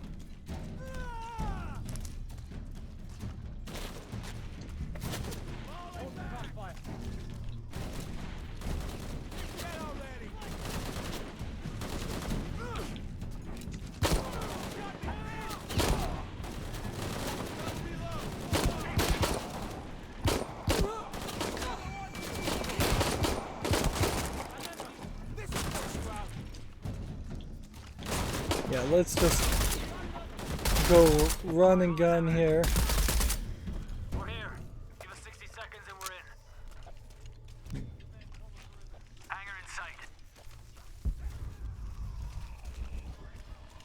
See, now my concern here is that if I go loud like that, they will eventually just respawn and overwhelm me.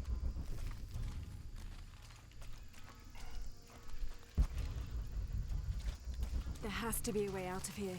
Maybe in the direction they came from. All full up. Can't carry any more. We'll grab some arrows. Grab some bullets. Yeah, these areas are definitely giving you a lot of options, but there's no difficulty settings that actually work as far as the combat, because I already have it at the lowest, and nothing is making me stealthy enough.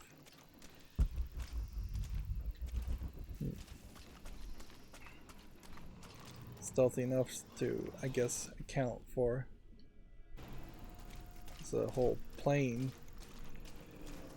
So I guess this was a hangar, or it looks like they're calling it the hangar, but it's really just a bunch of... No, I guess it was a hangar.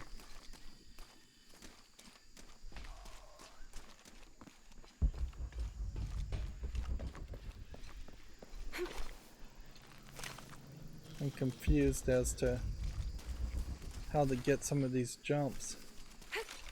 I'm a little surprised that these other creatures, which it sounds like there's multiple of them, I'm surprised that they're not taking pot shots at me, trying to kill me yet. Okay, so I guess you run towards the tree.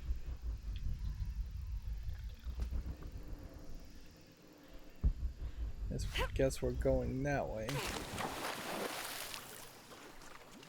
All full up. Can't carry any more.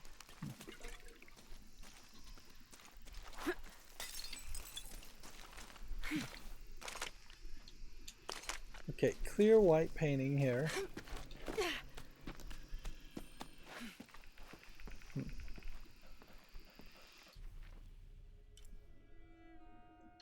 We missed the document. So, let's see if we can find that.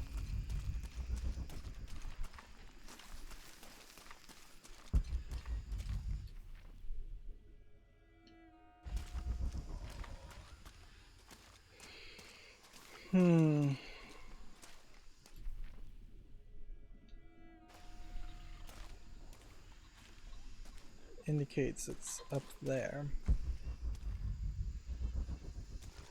Is there a way to reach up there?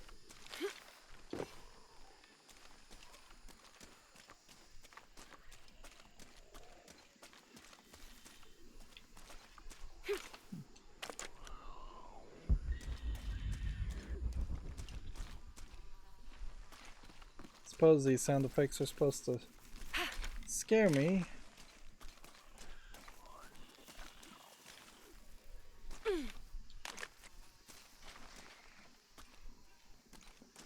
I would prefer games, instead of having difficulty settings, to just be more adaptive to the process. So if in the first encounter I break stealth, if it would just sneakily increase the amount of time that it takes for them to detect me for the next encounter, I'm happy, as long as I don't really notice that the game is cheating in my favor in that way.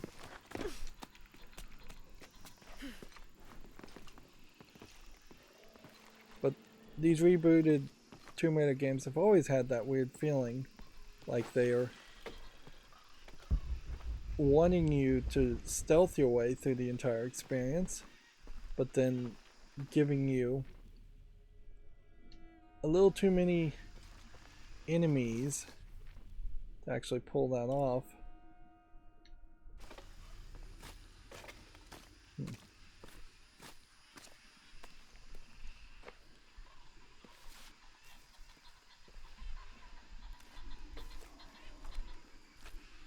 I kind of thought what might happen is that your outfit would get dirtier or more torn, and that you would lose some armor rating for that.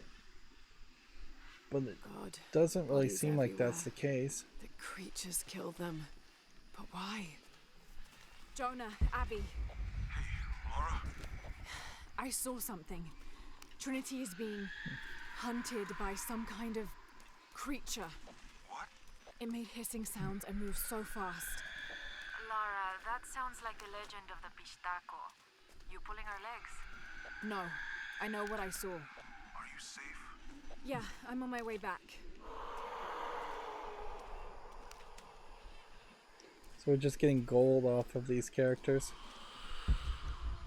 And that's it. It's all these bullets.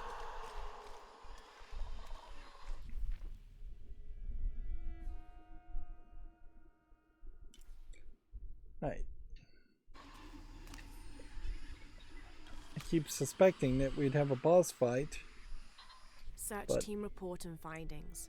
Central and South American Division. Maybe we should just start the next episode with a boss fight. Mexico. Cozumel, Temple of Shakshel discovered. Site closed and scrubbed. Brazil. Atishi Matari region. Dead end. Site closed and scrubbed. Team moved to Trinchiera Bakaha site. Mandaruku region. Search inconclusive. Trouble with government. Suggest closing site. Awaiting orders. Trinchiera Bakaha region. Progress made with local tribes. Investigation ongoing. Peru. Coaquiacu. Temple discovered. Research ongoing. Trinity doesn't really strike me as a group that would just close a site because they're having trouble with the government, but it seems to be that's the case. Yeah. I suspect what's going to happen is we're going to go from this point to this point, which isn't that much, and have a boss fight. And then once the boss fight happens, I suspect we are going to end up back in the central city hub area and have cutscenes, and then the game is just going to push us forward continuously. There is clearly a lot of collectibles we're missing, and we're just doing a worse job than we started with, which I guess it's probably fine. I hope that this crypt wouldn't have unlocked some item or ability that would have been very helpful, but yeah, I'm just hoping that we'll get upgrades and then run around the entire map a second time looking for collectibles, or at that point we'll just have given up on the idea of getting collectibles anyways. What challenges do we have? 2 over here. And no telling how many more challenges can be unlocked. We have about 40%, I would say, on average on many different collectibles for artifacts, but it also is fairly obvious that there's going to be a 3rd language proficiency that shows up at some point, and that's going to give us another 1/3 of collectibles to find. We're not really doing anything with the survival guide anymore. That's just a help menu.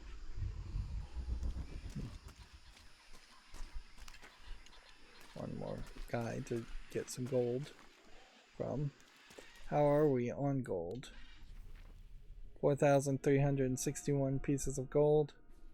It's not like you're rolling in cash, but it does seem like we could buy every outfit and every weapon in this area as long as we're fairly thorough about doing things in the area.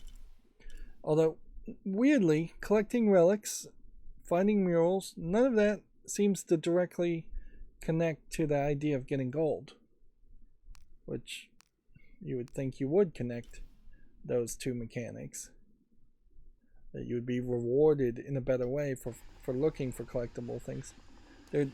This game is far too easily made so that you could skip all the collectibles and just run through the game if you wanted to. Not that that would give you a better experience in any way. And yeah, we've seemed to slow down on the amount of progress we're making, where we went from jumping from like 14% complete to 21% complete. Now we've only jumped to 23% complete.